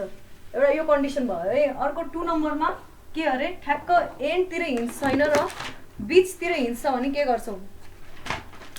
जस्तै कि यो केसमा यहाँनिर स्टिलको रड छ अरे, यहाँनिर एल्युमिनियमको रड छ अरे। यो चाहिँ एल्युमिनियम रड हो है। यो पहिला ब्यालेन्स्ड कन्डिसनमा छ, तर मैले के भने यहाँ हिँड्छ होइन यहाँनिर हिँड्छ अरे अहिले। ल यसरी हिँड्छ भनेर मान्यो भने अब यो कसरी घुम्ला? फोर्स मैले यता पी लोड लगाएँ भने यो पी यतैतिर तानिने भयो नि होइन? एक्ज्याक्टली हो। अघि तिमीले भनेको थियौ नि के त कन्ट्र्याक्ट हुन्छ कि हुँदैन त्यसरी भनेर भनेको थियो नि। हो हुन्छ है, यो रड कन्ट्र्याक्ट भएको भएन। यो अहिले एल्युमिनियमको रड हो, यो स्टिलको रड हो। अब यसमा पनि समेसन के गर्ने? एफ इज इक्वल टु 0 गर्ने, summation moment about hinge is equal to 0 गर्ने। यति गर्न साथै P1 र P2 आउँछ क्या। जस्तै कि तिम्रो अब यो यसरी टिल्ट हुन्छ भनेर मान्यो भने, हिन्जको अबाउटमा यसरी रोटेट हुन्छ भनेर मान्यो भने नयाँ सिस्टम हेर त। यहाँनिर हिन्ज है हाम्रो, यहाँनिर P छ, यहाँनिर यतातिरबाट P1 आउला, यतातिरबाट P2, यसरी डाउनवर्डतिर मैले P2 भन्यो भने P is equal to P1 plus P2 गर्न पाइयो। एउटा कन्डिसन। यो केसमा अब तिमीलाई यहाँनिर यो हिन्जबाट ए डिस्टेन्स र बी डिस्टेन्स दिएछ भने सिधै मोमेन्टको फर्मुला हालेर तिमीले के गर्न सक्यौ? P1 एन्ड P2 क्यालकुलेट गर्न सक्यौ नि होइन? सक्यो कि सकेन? सिधै सक्यो। किनभने यहाँबाट P equals P1 plus P2 आयो, यहाँबाट फेरि P1 प्लस P1 र P2 मोमेन्टको इक्वेसन जस अननोन दुईटा छ, इक्वेसन दुईटा छ है। भनिसकेपछि P1 र P2 निस्किने भयो। कहिलेकाहीँ एक्जाममा यस्तो पनि सोध्छ, यस्तो सोधेर के गर भन्छ? अब स्ट्रेस निकाल भन्छ। स्ट्रेस पनि निकाल्न सक्यो कसरी? P1/A स्टिल र P2/A एल्युमिनियम गर्ने। त्यसै गरी डिफ्लेक्सन पनि निकाल, डेल्टा L1 डेल्टा L2 पनि निकाल्न सक्यो PL/A अथवा स्ट्रेस बाई स्ट्रेन बाट यताउता गरेर जस्ट PL/A होइन? त्यस्तो क्वेशन भयो नि के गर्ने म्याम? यो चाहिँ जस्तै हिन्छ नि त्यो अहिले सपोर्ट त स्ट्रेट बनाउनु भएको छ नि त हजुरले होइन मुनिको। यसलाई चाहिँ अब के अरे डाउनवर्ड भ्यू हुन्छ नि त्यस्तो बनाउनु त एक्चुअली कस्तो हुन्छ? कस्तो त्यो भनेको? कसरी भनौँ मैले अब मतलब त्यो उल्टो भी जस्तो सेपमा होस् कि यो चाहिँ यसको यो यस्तो होस् भनेको? यो सपोर्ट चाहिँ नि सपोर्ट लाग्ने ठाउँ चाहिँ त्यो उल्टो भी होस् कि यहाँनिर होस् भनेको?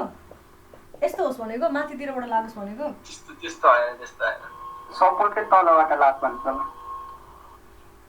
त्यो होरिजोन्टल मेम्बरलाई भी बनाएर हेर्दाखेरि होरिजोन्टल मेम्बरलाई भने कि मैले त्यो होरिजोन्टल मेम्बरलाई के गर्ने? यस्तो भी सेप बनाउने कि उल्टो भी बनाउने फोर्स। यस्तो खाले बनाउने भनेको? त्यही उल्टो बनाउने। त्यसलाई माथिको अब बनाएपछि अनि त्यसमा चाहिँ उ लगाउने कि यस्तो खाले मेम्बर भनेको तिमीले? उल्टो भयो, यस्तै उल्टो गर्ने यसलाई चाहिँ। यहाँ हिन्ज छ, यतापट्टि हिन्ज भयो होइन? अनि यस्तो खाले मेम्बर छ भन्न खोजेको? हजुर। अनि अब माथिबाट एउटा साइडमा एउटा लाग्छ, एउटामा एउटा लाग्छ त्यो। ल रोग है। अनि यस्तो छ भन्न खोजेको? क्रस हेयर त चाहियो नि त, रिजिड। यो दुईटा नै सपोर्ट हो अनि अब छुट्टै त्यो साइडमा लागेको छ नि त्यसै। फेरि त्यही भइहाल्यो नि है। ल रोग है। तिम्रो क्रस हेयर नै अब यस्तो खाले भयो भन्न खोजेको होइन? हजुर। अनि यसलाई केले झुन्डाउने? अब यतातिरबाट झुन्डाउने यसरी? स्टिल चाहिँ माथिबाट झुन्ड्यायो के? यसरी। ल यो स्टिल भयो, यो एल्युमिनियम भयो भन्न खोजेको होइन? यस्तो अनौठो केसेसहरूलाई सल्भ गर्न जान्दिनँ क्या मैले नि। भने त यो त कम्प्याटिबिलिटी कन्डिसन त्यसो हेरेर जज गरेर निकाल्ने कुरा हो। प्र्याक्टिकल फिल्डमा यस्तो पनि हुन्छ। यस्तो खाले हुन सक्ला, कहाँ जे पनि हुन सक्छ, जस्तो नि हुन सक्छ। यस्तो हुन्छ नि त, देखेको जस्तो हुन्छ कि अब एउटामा फोर्स लागेपछि अर्कोमा चेन्जै नहुने हुन सक्छ नि त। हजुरले यसमा यो फिगरमा भन्नुभयो नि त अहिले अब एउटा कम्प्रेस भएपछि एउटा एक्सपान्ड हुन्छ नि त्यसमा त। अब त्यस्तो भिसेप राख्दाखेरि चाहिँ एउटामा असरै नपर्न सक्छ नि त। त्यसो भयो यो पार्टलाई हेर्नै परेन? हामीलाई अहिले योसँग मात्रै सरोकार छ, यति पार्टसँग मात्रै सरोकार छ। तिम्रो अब यो केसमा पनि हेर न, यहाँबाट उतापट्टि यो चाहिँ कन्ट्र्याक्ट नहुने रहेछ, यता मात्रै एक्सपान्ड हुने रहेछ नि हेर है। यहाँ त्यस्तो खाले कन्डिसन आयो भने अभियसली यो क्रस हेयर त रिजिड रहेनछ भनेर बुझिन्छ। फर्स्ट कुरा के बुझिन्छ? यो रिजिड होइन भनेर बुझिन्छ। यो केसमा त क्रस हेयर दुईटा जस्तो एक्ट गरिरहेको छ यसले है। एउटै बडी हो भनेर मान्न पनि पाइयो। ल यसरी यहाँ अट्याच छ होइन? अनि यस्तो खाले बडी छ भने यो त भाँचिन खोज्छ नि।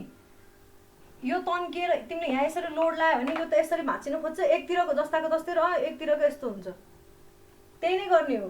अब तिमीले यो केसमा रिजिड क्रस हेयर भनेर दिएको छैन भनेर मान्यौ भने यो यति पार्ट चाहिँ फ्लेक्सिबल भयो, यतिकैको यतिकै भयो भनेपछि हामीलाई योसँग मतलबै छैन अहिले, यसलाई मात्रै सल्भ गर्ने। अब यो केसमा पनि अब यस्तो छ भने यसलाई मात्रै सल्भ गर्ने, यति पार्टलाई मात्रै हेरेर सल्भ गर्ने। केले यस्तो कुराहरू कसरी थाहा हुन्छ अरे भन्दाखेरि फिल्ड कन्डिसनले, जस्तै कि उसले मलाई फिल्ड कन्डिसन दियो, अलिकति एडिसनल फिल्ड कन्डिसन दियो। के कन्डिसन दियो? यता एल्युमिनियम भएकोतिर एल्युमिनियम न कन्ट्र्याक्ट हुन्छ न एक्सपान्ड हुन्छ भनेर भन्यो रे।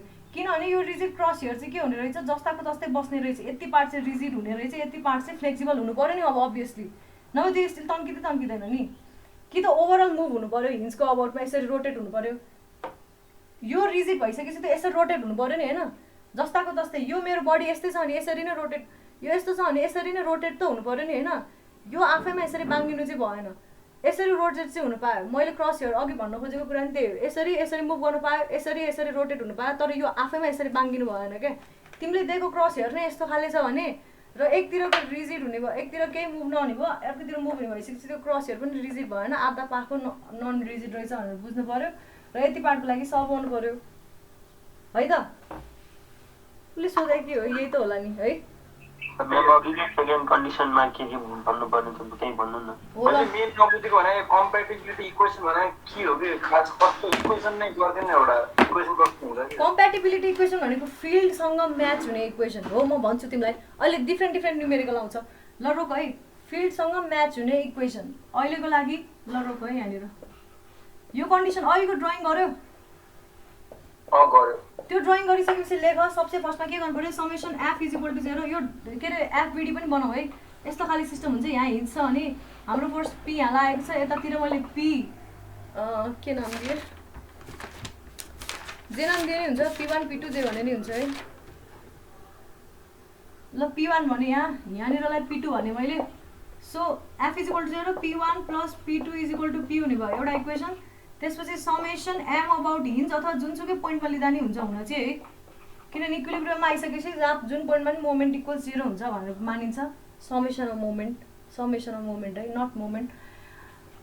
यो गर्यो अनि अर्को भनेको के हुने भयो अरे, फेरि अब सिमिलर ट्रायङ्गल युज गर्ने। यहाँ फरक त्यति हो, के फरक हो भन्दाखेरि सिमिलर ट्रायङ्गल अब फरक छ। हेर न, यो हिन्ज हो भने यस्तो खाले हुने भयो अब सिमिलर ट्रायङ्गल। यो पोइन्टको डिफ्लेक्सन डेल्टा एल स्टिल र डेल्टा एल एल्युमिनियम यस्तो छ भने अब सिमिलर ट्रायङ्गल यो हुने भयो क्या, यो र अनि यो हुने भयो। अब हेर यहाँनिरको इक्वेसन र अघिको सिमिलर ट्रायङ्गलको इक्वेसन सेम हुन्छ त। यस्तो खाले सिमिलर ट्रायङ्गल र यस्तो खाले सिमिलर ट्रायङ्गलको इक्वेसन सेम हुन्छ। मैले यहाँनिर सर्टेन एउटा स्पेसिफिक फर्मुला दिन मिल्यो त। जस्तै कि यसलाई मैले ए भने, यसलाई मैले बी भने अहिले है, अथवा यतिलाई मैले बी भनेर दिएको छु भने मैले तिमीलाई ए र बी को टर्ममा इक्वेसन दिएँ भने यहाँनिर ए र बी त तिम्रो यो पोइन्टदेखिबाट यहाँसम्म टोटल ए भनेर माने, यहाँदेखिबाट यहाँसम्म बी भनेर माने भने अब इक्वेसन सेम हुन्छ। कम्प्याटिबिलिटी इक्वेसन सेम नहुन सक्छ कि, त्यही भएर त्यो खालि फिल्डमा म्याच हुने इक्वेसन हो भन्न खोजेको। यो इक्वेसन अहिले यो सिमिलर ट्रायङ्गलबाट जुन इक्वेसन आउँछ त्यसलाई कम्प्याटिबिलिटी इक्वेसन भन्यो। अघि अर्कै खालि सिमिलर ट्रायङ्गल थियो, यहाँबाट आउने अर्को इक्वेसनलाई कम्प्याटिबिलिटी इक्वेसन भन्यो। अर्को कम्प्याटिबिलिटी इक्वेसन दिन्छु म, के अरे पहिला यो 1 लेख, यो 2 लेख होइन, त्यसपछि यो 3 लेख है। कम्प्याटिबिलिटी कन्डिसन भनेर लेख है। म अब अर्को कम्प्याटिबिलिटी कन्डिसन भन्न गइरहेको छु, त्यसपछि तिमीहरूले बुझ्छ जस्तो लाग्छ। जस्तै कि अस्तिको जुन त्यो डिफ्रेन्ट टाइप अफ रड थियो कि सेम खाले रड थियो, मलाई याद छैन, यो सिरिजको हो, यो सिरिजको हो अरे यो है। तर अब यसलाई मैले यहाँनिर फिक्स गरिदिएँ अरे र यहाँ पनि फिक्स गरिदिएँ अरे। अब हेर यो फिक्स गरेपछि यो फिल्डमा अब मलाई के यहाँनिर एउटा लोड दिएछ, यहाँनिर अर्को लोड दियो होला 60 किलो न्युटन, यहाँनिर 20 किलो न्युटन दियो होला है। यो रियाक्सन अननोन छ, यहाँनिर रियाक्सन आउँछ त्यो त थाहा छ है, रिजिड सपोर्टमा रियाक्सन आउँछ। यो रियाक्सन पनि अननोन छ, यो आरए अननोन, यतातिरको आरबी पनि अननोन। कस्तो नराम्रो लेख्छु हो मैले, आरबी अननोन छ, यहाँ दुईटा अननोन छ हो। Summation of F is equal to summation F x is equal to 0 गर्दाखेरि एउटा इक्वेसन आयो। अर्को इक्वेसन के लेख्ने त अब यो केसमा? यसमा मोमेन्ट युज गर्न मिल्ला, मिल्दैन दुईटा सबै फोर्सहरू त हेर न सेन्टरबाट एउटै लाइन अफ एक्सन छ सबै फोर्सको लाइन अफ एक्सन फरक फरक भएको भए तिमीले मोमेन्ट लाउन मिल्थ्यो summation M is equal to 0 सबै फोर्सको लाइन अफ एक्सन एकदमै एक्सियल मानिन्छ यो त एक्सियल लोडिङ कन्डिसन हो भनिसकेपछि यो बेलामा समेसन एम इक्वल 0 युज गर्न पाएनौ एउटा इक्वेसन क्यान्सल आउट भयो अब के गर्ने यो पनि स्ट्याटिकल्ली इन्डिटर्मिनेट रहेछ भन्नाले अननोन धेरै हामीसँग भएको स्ट्याटिक इक्विलिब्रियमको इक्वेसन चाहिँ थोरै यो पनि के रहेछ स्ट्याटिक इन्डिटर्मिनेसी भएको कन्डिसन रहेछ यो कन्डिसनमा पनि अब कम्प्याटिबिलिटी इक्वेसन युज गर्नु पर्यो यो केसको कम्प्याटिबिलिटी इक्वेसन भन्दियो त मलाई कसैले यसो फिल्डमा हेर अब कस्तो खाले के होला फिल्डमा हेर्ने भने कस्तो होला डेल्टालाई हेर न डिफ्लेक्सनलाई हेर overall deflection is equal to 0 हुन्छ के यसमा हैन त यो रड स्टिल होला यो स्टिल रड यस्तै यहाँसम्म पुग्ला तन्केर यो स्टिल रड यहाँसम्म पुग्ला खुम्चिएर यो अब एल्युमिनियम रड भने स्टिल रड भने यसलाई मैले ब्रासको रड भने यो रड यहाँसम्म पुग्ला खुम्चिएर भने ब्रास रड अब यो पोइन्टबाट यहाँ पुग्नुपर्ने हो यो पोइन्टबाट यहाँ पुग्नुपर्ने भयो ब्रासमा पनि सर्टेन ट्रान्जिसन होला तर जो जति जति हिँडे पनि घुमिफिरी डेल्टा एल जुन नेट आउँछ नि त्यो चाहिँ इक्वल टु 0 हुने रहेछ यो मैले के आधारमा भनेको यसलाई हेरेको आधारमा भनेको मलाई कसैले आएर भनिदिएको होइन मेरो फिल्डमा यो अब्जर्भ गर्ने अनि त्यसपछि कन्डिसन आफैले लेख्ने delta L net is equal to 0 यो केसमा कम्प्याटिबिलिटी इक्वेसन यसरी आउने रहेछ अघिको यसरी झुन्डेको केसमा कम्प्याटिबिलिटी इक्वेसन त्यस्तो खाले सिमिलर ट्रायंगलवाला आउने रहेछ अब अर्को केस छ बरु यो लेख्न मन लाग्छ भने लेखे हुन्छ है delta L net is equal to 0 delta L net कसरी निकाल्ने म न्युमेरिकलबाट देखाउँछु आज त के हो तिमीहरुको यसपछि क्लास छैन हैन अलिकति टाइम बढी लिम म्याम गरेर चाहिँ प्र्याक्टिस गरेर चाहिँ हाम्रो टुर्नामेन्ट चल्दैछ नि अब यो हप्ताभरि 6 दिनै क्लास हुन्छ है मैले अब 2-4 क्लास मिस गरेको छु यो एउटा भयो अब हेर है यहाँनिर रिजिड सपोर्ट नभएर हेर यहाँनिर रिजिड सपोर्ट नभएर सर्टन यो पोइन्ट जस्तै कि यहाँनिर कति ग्याप छ अरे भन्दाखेरि 0.5 mm ग्याप छ अरे यहाँ त्यहाँ पर चाहिँ रिजिड सपोर्ट भएको भए यो बेलामा चाहिँ कम्प्याटिबिलिटी कन्डिसन कस्तो हुन्थ्यो कम्प्याटिबिलिटी इक्वेसन कस्तो हुन्थ्यो भन्देऊ त भन न के भयो के सर यहाँनिर ठ्याक्कै यहीँनिर रिजिड सपोर्ट नभएर 0.5 mm पर रिजिड सपोर्ट थियो भने कम्प्याटिबिलिटी इक्वेसन कस्तो होला त्यो बीचमा चाहिँ पुरै ग्याप हो म्याम 0.5 mm ग्याप छ अब त मोमेन्ट लगाइहाल्यो त लगाउन मिल्दैन नि मामा फोर्सलाई हेर के फोर्स एउटै एक्सिसबाट पास हुन्छ नि यसरी यसरी जासुकै होस् फोर्स एकदमै एउटै लाइन अफ एक्सनमा छ भने कहाँ मोमेन्ट लाउन मिल्दै मिलेन नि ग्यापसँग फरक पर्ने हैन के तिम्रो फोर्सलाई हेर्ने हो के यो केसमा हेर न फोर्स एउटा यहाँ छ एउटा यहाँ छ एउटा यहाँनिर थियो त्यही भएर मोमेन्ट लाउन मिल्दैन कामै हुँदैन नि त्यो त अनि 0.5 mm टाढा भएपछि त रिजिड सपोर्टको कामै हुँदैन नि त्यही त हेर्ने त्यो बेलामा के लाउने भन्दाखेरि डेल्टा एल नेट कतिसम्म हिँड्न पायो अब यो बडी कतिसम्म कन्ट्र्याक्ट हुन पायो कसैले भन्दै 0.5 सम्म यो हुने भयो क्या कम्प्याटिबिलिटी कन्डिसन एमएम यो एमएम मा लेख्न चाहिँ नबिर्सु है एमएम अथवा मिटर जियोस युनिट चाहिँ लेख्न बिर्सिनु भएन यो हुने भयो क्या कम्प्याटिबिलिटी कन्डिसन अहिले सबसे बढी हिँड्न पाउने भनेको अहिले 0.5 mm रहेछ भनेर बुझ्न पर्यो अब त्यति हिँड्छ कि हिँड्दैन भनेर यहाँनिर अब्जर्भ गर्ने तिमीलाई अब क्वेसनले अलरेडी के भनेछ भन्दाखेरि यहाँनिर रियाक्सन खोज भनेर दिएको छ भने अभियसली के बुझ्न पर्यो यो बडीले यहाँसम्म छुने रहेछ नभए यहाँ नछोइकन त रियाक्सन आउँदैन यहाँनिर आरबी भनेर मैले अथवा यो पोइन्ट बी भनेर बडीले एकतिरबाट मात्र फोर्स दिएर अनि कसरी एक्सपान्ड हुन्छ त अनि त्यो यहाँनिर नि फोर्स दिन्छु यहाँनिर नि फोर्स दिन्छु रे क्या बीचमा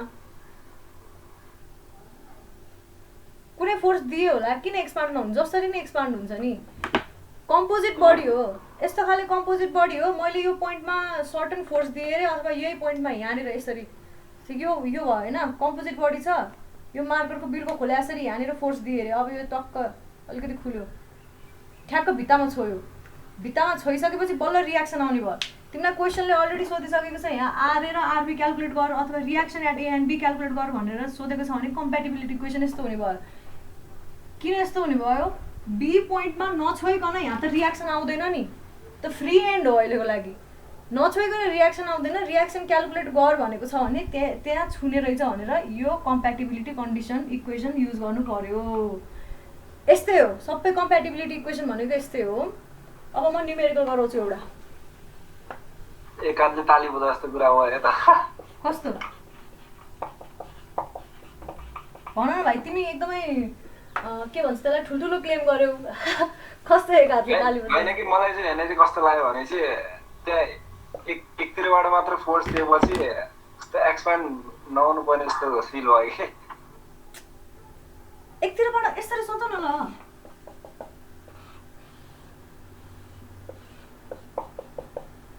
तिमीले होइन अहिले यही पोइन्टमा फोर्स तान्यौ रे ल। पोइन्टमा तान्दै जाऊ तान्दै जाऊ तान्दै जाऊ, यहाँ नछुन्जेसम्म तान्दै जाऊ, अझै तान्नु खोज अझै तान्नु खोज ल। माथिबाट यसलाई यसरी समाएर यसरी घचाड तान्दै तान्दै तान्दै यति ग्याप थियो, तान्दै ल्यायो, यहाँ छुवायो, अझै तिमी तान्नु खोज। अब यहाँ यसमा फोर्स लागिरहेको छ कि छैन भन त यो बडीमा। अहिले यो सिङ्गल बडी हो, यो बडीमा फोर्स लागिरहेको हुन्छ, त्यो बेलामा पनि इन्टरनल स्ट्रेसेसहरू आइ नै रहेको हुन्छ। अब तिमीले अब यहाँसम्म पुरा छौ कि छैनौ भन्ने कुरा हो क्या। तिम्रो क्वेसनले यहाँसम्म पुऱ्याउन दिन्छ कि दिँदैन भन्ने कुरा हो।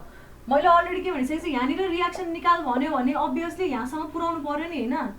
त्यही मात्रै भन्नु खोजेको है, नभए त सिधै यो एउटा मात्रै अननोन हुन्छ। यो त हामीलाई मतलबै भन्यो, यो दिएको अर्थै रहेन। यतापट्टिको त मेटिदिए भइहाल्यो, अघि जस्तै भनेको यो त डिसफङ्सनल भयो है। अहिले मेटिदिए भयो, यति पार्टको लागि मात्रै सल्भ गर्ने, एउटा मात्रै अननोन छ। यो त सिधै summation F is equal to 0 गरेर निक्लिहाल्छ। यो त पहिला हामीले सल्भ गरेको क्वेसन जस्तै हो। यस्तो छैन भने चाहिँ यसरी सल्भ गर्ने है।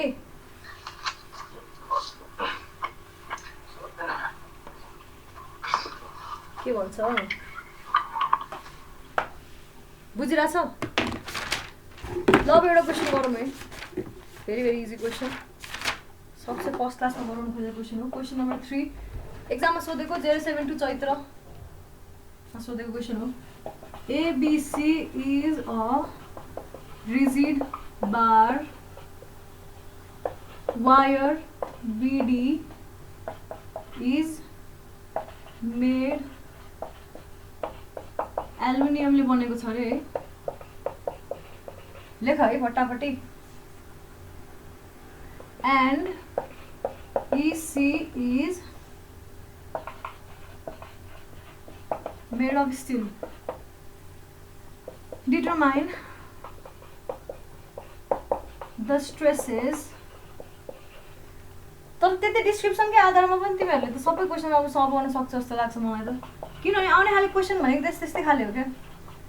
अब थर्मल स्ट्रेस त बाँकी छ होइन, तर थर्मल स्ट्रेस बाहेक अरू केसमा चाहिँ एरिया अफ एल्युमिनियम कति दिएको छ 4 mm² दिएको छ है। त्यसै एरिया अफ स्टिल कति दिएको छ भन्दाखेरि 2 mm² दिएको छ। अनि Young's modulus of aluminium 72 kilo newton per metre square दिएको छ भने स्टिलको चाहिँ कति दिएको रहेछ 210 kilo newton per metre square दिएको रहेछ। यस्तो छ क्वेसन हामीसँग। र रड पनि कस्तो खाले छ भन्दा सेम अहिलेको क्वेसन ट्याक्कै। यसलाई त यस्तो सजिलै सल्भ गर्न सक्नुपर्ने हो तिमीले। ल फटाफट मैले भनेको कुराहरू युज गर, ट्याक्कै सल्भ हुन्छ। एक्जाममा सोधेको क्वेसन हो यो। यहाँ हिन्ट्स छ है, हाम्रो हिन्ट सपोर्ट छ। यो बी भयो, यो पोइन्टलाई मैले डी भने, यसलाई ई भनेको छु, यसलाई मैले सी भनेको छु र यसलाई ए भनेको छ। यो रिजिड बार हो, यसको आफ्नै एक्सपान्सन हुँदैन, तर यो रोटेट चाहिँ गर्छ हिन्जको अबाउटमा। यो एल्युमिनियम बार हो, यो के हो स्टिल हो। यो क्वेसन छ भने कसरी सल्भ गर्न सकिन्छ। र अब यहाँनिर एक्स्ट्रा वेट पनि दिएको हुनु पर्यो, सेल्फ वेट होस् अथवा 30 किलो न्युटन वेट दिएको छ यहाँनिर। यस्तो छ है क्वेसन। अब यो त तिमीले एकैछिनमा सल्भ गर्न सक्छ हो कि न। डिस्टेन्सहरु चाहिदैन 30 किलो न्युटन कति टाढा बीबाट सीबाट दिएको छ भने चाहिन्छ, दिएको छैन भने अरू तरिकाहरू जस्तो कि मैले अघि भनेको थिएँ नि। अहिले चाहिँ दिएको छ क्या हाम्रो मजाले है। 2 मिटर 1 मिटर र 1 मिटर दिएछ है।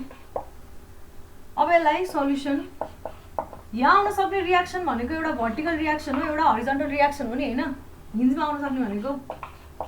तर यहाँ कुनै पनि हरिजन्टल फोर्स नभइसकेपछि अटोमेटिकली हरिजन्टल रियाक्सन 0 हुने रहेछ भनेर बुझ्दा भयो। भर्टिकल रियाक्सन मात्र देखाए है। Let RA be the reaction at hinge। त्यति रियाक्सन हो भने अब के गर्नु पर्यो देन सबसे फर्स्ट स्टेप भनेको के हो रे समेसन f = 0।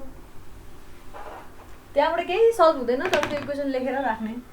फर्स्ट स्टेप के हो समेसन f यो केसमा y = 0 अपवर्डलाई पोजिटिभ मान्यो भने और कस्तो नि भयो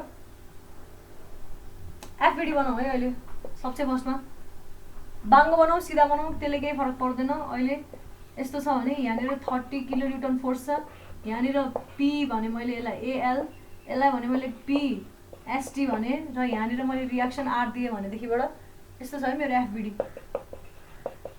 बनाऊ यस्तो साइडतिर बनाऊ। त्यसो भने R + PAL + PST -30 = 0 हुने रहेछ। यसलाई इक्वेसन 1 बनाऊ। लेखिरहेको छौ है।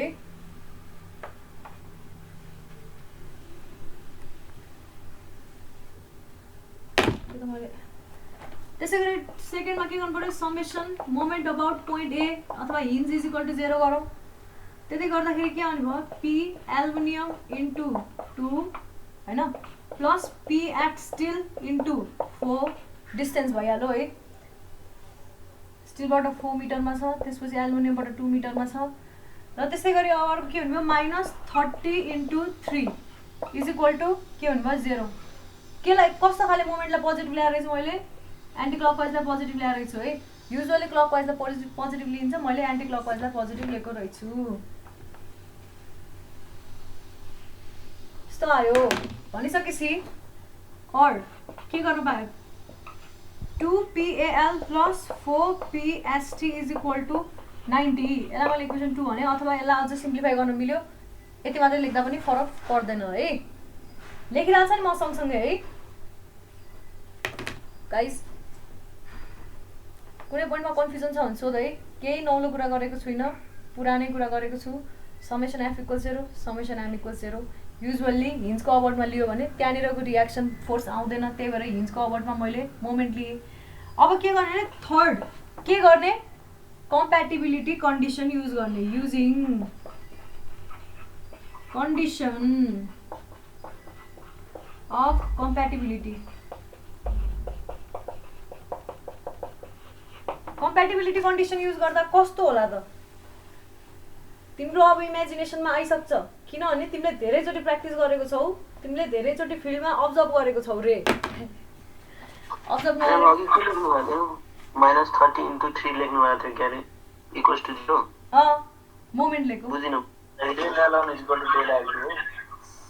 त्यो 30 किलोन्युटन फोर्स थियो नि। यो 30 किलोन्युटन फोर्स थियो हिन्जबाट यो 2 मिटर भयो अनि यो 1 मिटर थियो नि, 3 मिटरमा छ क्या। त्यही भएर 30 × 3 गरेँ अनि त्यसपछि त्यो भनेको 90 भयो। उसलाई उता राखेँ यसलाई तर। अब कन्डिसन अफ कम्प्याटिबिलिटी लाउँदाखेरि हेर यो यहाँनिर हिँड्छ है, यहाँनिर हिँड्छ। अब यो कसरी रोटेट हुन्छ यसरी रोटेट हुन्छ यो होइन। यो पोइन्ट बी भयो, यो पोइन्ट सी भयो। ओ त्यो म्युट गर न। भनिसकेपछि यो सीलाई भर्टिकल मान्न पायो, बीलाई भर्टिकल मान्न पायो, किन यो एङ्गल धेरै सानो। एक्चुअली यो भर्टिकल हुँदैन, कसरी जान्छ अरे यो बीलाई यसरी यसरी कम्पासको सेक्सन जसरी रोटेट हुन्छ, तर भर्टिकल मान्न पाएँ भने मैले अहिले अब यो बी ड्यास भयो यो सी ड्यास भयो भनेदेखिबाट यो भनेको डेल्टा एल स्टिल हो, यतातिर स्टिल थियो र डेल्टा एल एल्युमिनियम एल लेखेँ मैले, यसलाई एसटी लेखेँ। यो भनेको डेल्टा एल एल्युमिनियम बराबर हुने भयो, यो डेल्टा एल स्टिल बराबर हुने भयो। कम्प्याटिबिलिटी कन्डिसन यस्तो हुने रहेछ हाम्रो। भनिसकेपछि लेख अब यो पोइन्ट कति हो ए हो। From similar triangles AB B dash and AC C dash कस्तो हुने रहेछ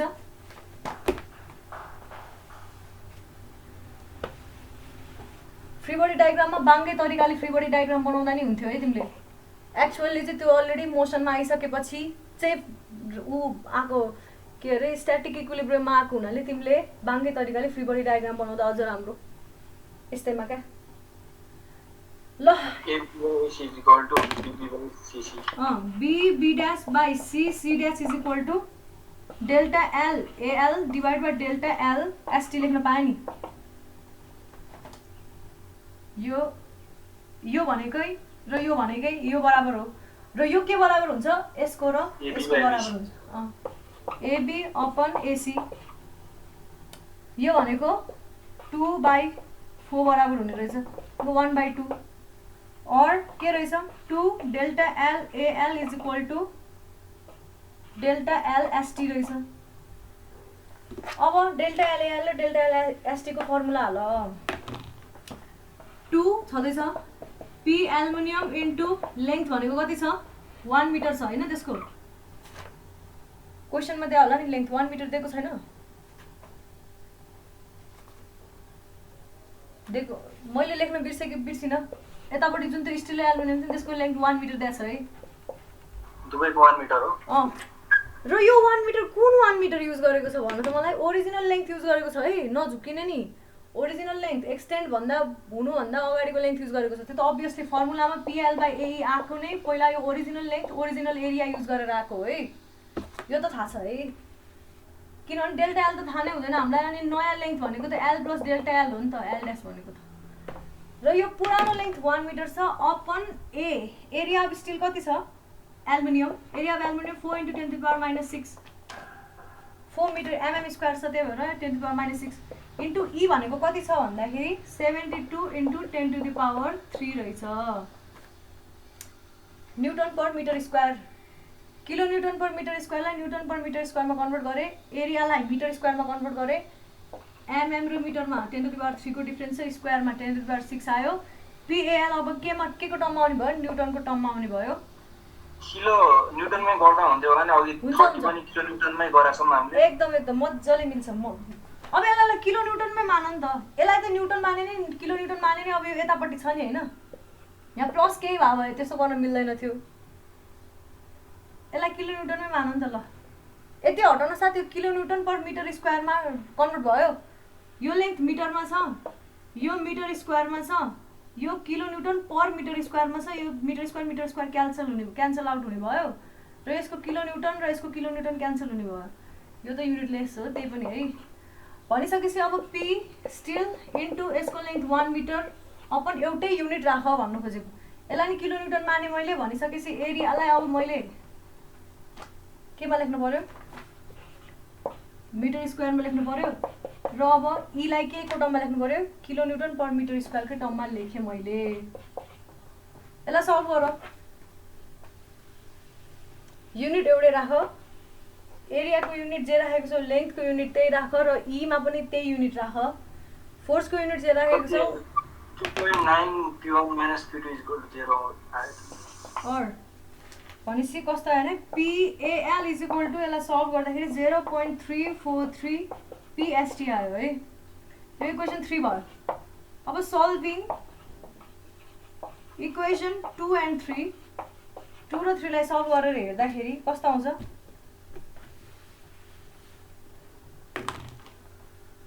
2 × 0.343 PST plus 4 PST = 90 आयो therefore यसलाई सल्भ गर्ने भने PST = 19.21 किलो न्युटन आउने रहेछ एउटा काम सिद्धियो मेटेर भइरहेछ नि है त्यसै गरी लाइकवाइज जुनसुकै इक्वेसनमा हाल अब चाहे यो इक्वेसनमा हाल चाहे त्यो यसमै हाल्नु पर्यो अथवा यसको यो भन्दा अगाडिको इक्वेसनमा हाल्दा पनि भयो त्यो गर्ने भने PAL कति आउने भयो भन्दाखेरि 6.59 किलो न्युटन आउने रहेछ है placing the values of PST and PAL in equation 1 राख्न साथै रियाक्सन पनि आउने भयो हैन त 6.59 plus 19.21 plus RA minus 30 is equal to 0. मैले किलोन्युटनमा लेखेको छु यहाँ. So RA is equal to 4.2 किलोन्युटन आयो. हामीले जुन डिरेक्सन मानेको थियो त्यो त्यही डिरेक्सन नै रहेछ भनेर पनि बुझिन्छ है. यहाँ डिरेक्सन नै दियो बरु अपवर्ड यसरी. बुझिरहेछ सबैजनाले? अहिलेसम्म कसैलाई केही कन्फ्युजन छैन नि है? जुन पोइन्टमा बुझिदैन त्यही पोइन्टमा सोध्ने गर है. सजिलो हुन्छ त्यस्तो गर्दाखेरि. अहिलेसम्म कसैलाई केही कन्फ्युजन छ गाइस? छ कि छैन? छैन छैन कि छ? भन न हौ. छैन म्याम. त्यही त केही नयाँ कुरा गरेको छैन. अब अर्को क्वेसनले के खोज भनेको छ हामीलाई भन्दाखेरि स्ट्रेसेस इन द रड निकाल भनेको छ है. अब स्ट्रेसेस अब के गर्नु पर्यो? स्ट्रेस इन एल्युमिनियम रड कति हुने भयो? यो सिग्मा एएल भन्यो भने यो के हुने भयो भन्दाखेरि PAL divide by area of aluminium rod. राख अब पिएएल भनेको कति रहेछ? 6.59 divide by 4 is equal to मेरो आयो 1.645 युनिटको एकदम ख्याल राख. हेर एन्सर मिलेर युनिट मिलेन भने बिचरा भन्नुपर्छ कि तिमीलाई. धोका हुन्छ, ठुलो धोका. एकदमै युनिटको याद राख. मैले यो एमएम स्क्वायरमा लेखेको छु, यसलाई किलोमिटरमा लेखेको छु. किलोमिटर पर एमएम स्क्वायर. मार्क्स पनि काटिन्छ फोकटमा है. सिग्मा स्टिल भनेको के हुने भयो? पी स्टिल अपन ए स्टिल. पी स्टिल भनेको हाम्रो 19.21 छ र एरिया स्टिल भनेको 2 छ. 9.605 किलो न्युटन पर एमएम स्क्वायर हुने रहेछ. बुझ्यो? सिधै यो सिग्मा एसटी लेख, ब्र्याकेट लगाइदियो यसरी. सिग्मा एएल लेख, ब्र्याकेट लगाइदियो यसरी. ए बक्स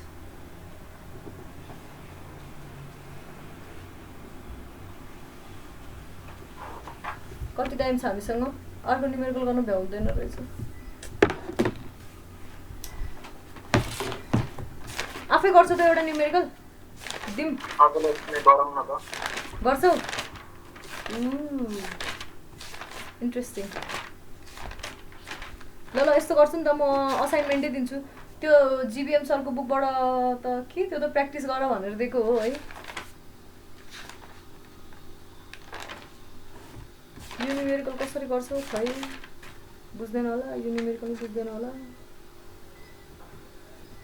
ठिकै छ, म होमवर्क दिन्छु है त एक दुईवटा. अस्तिको पालि मैले होमवर्क दिन्छु भन्दा हुन्थ्यो. दिन है यस्तो खाले डिफ्रेन्ट खाले ऊ भएको वाला यो वाला क्वेसनै दिनु मैले यस्तो खाले है. म यो वाला होमवर्क दिन्छु अनि अर्को पनि होमवर्क दिन्छु. ल 2टादेखि 3टा क्वेसन आज 2टा अथवा 3टा क्वेसन हालेर दिन्छु. सजिलो सजिलो अघि जुन जुन इक्वेसनहरू डिस्क्राइब गरेको थिएँ नि, जस्तै कहाँ अर्को हप्ता हो? 2 दिनमा बुझाउँ न हौ. 3टा क्वेसन 36 वटा क्वेसन छ हाम्रो गर्नुपर्ने पर्सिसम्म. 46 वटा एउटा नै गरेको छैन. किन नगरेको हेर? होइन पढाइ नै भएको थिएन कि त्यो भर्खर सक्यो कोर्स. अब त्यसको अनि सरले बल्ल गर्न थाल भन्नुभएको छ. तिमीलाई त अनि रातारात प्र्याक्टिस होस् भनेर पो दिनु ला हो त मैले. अनि मजै आएन नि त्यसरी. आज पढाएको चल्दैछ कि टुर्नामेन्ट चल्दैछ, अलिक प्र्याक्टिस गर्नु परिरहेको छ. ल ठिकै छ नि त.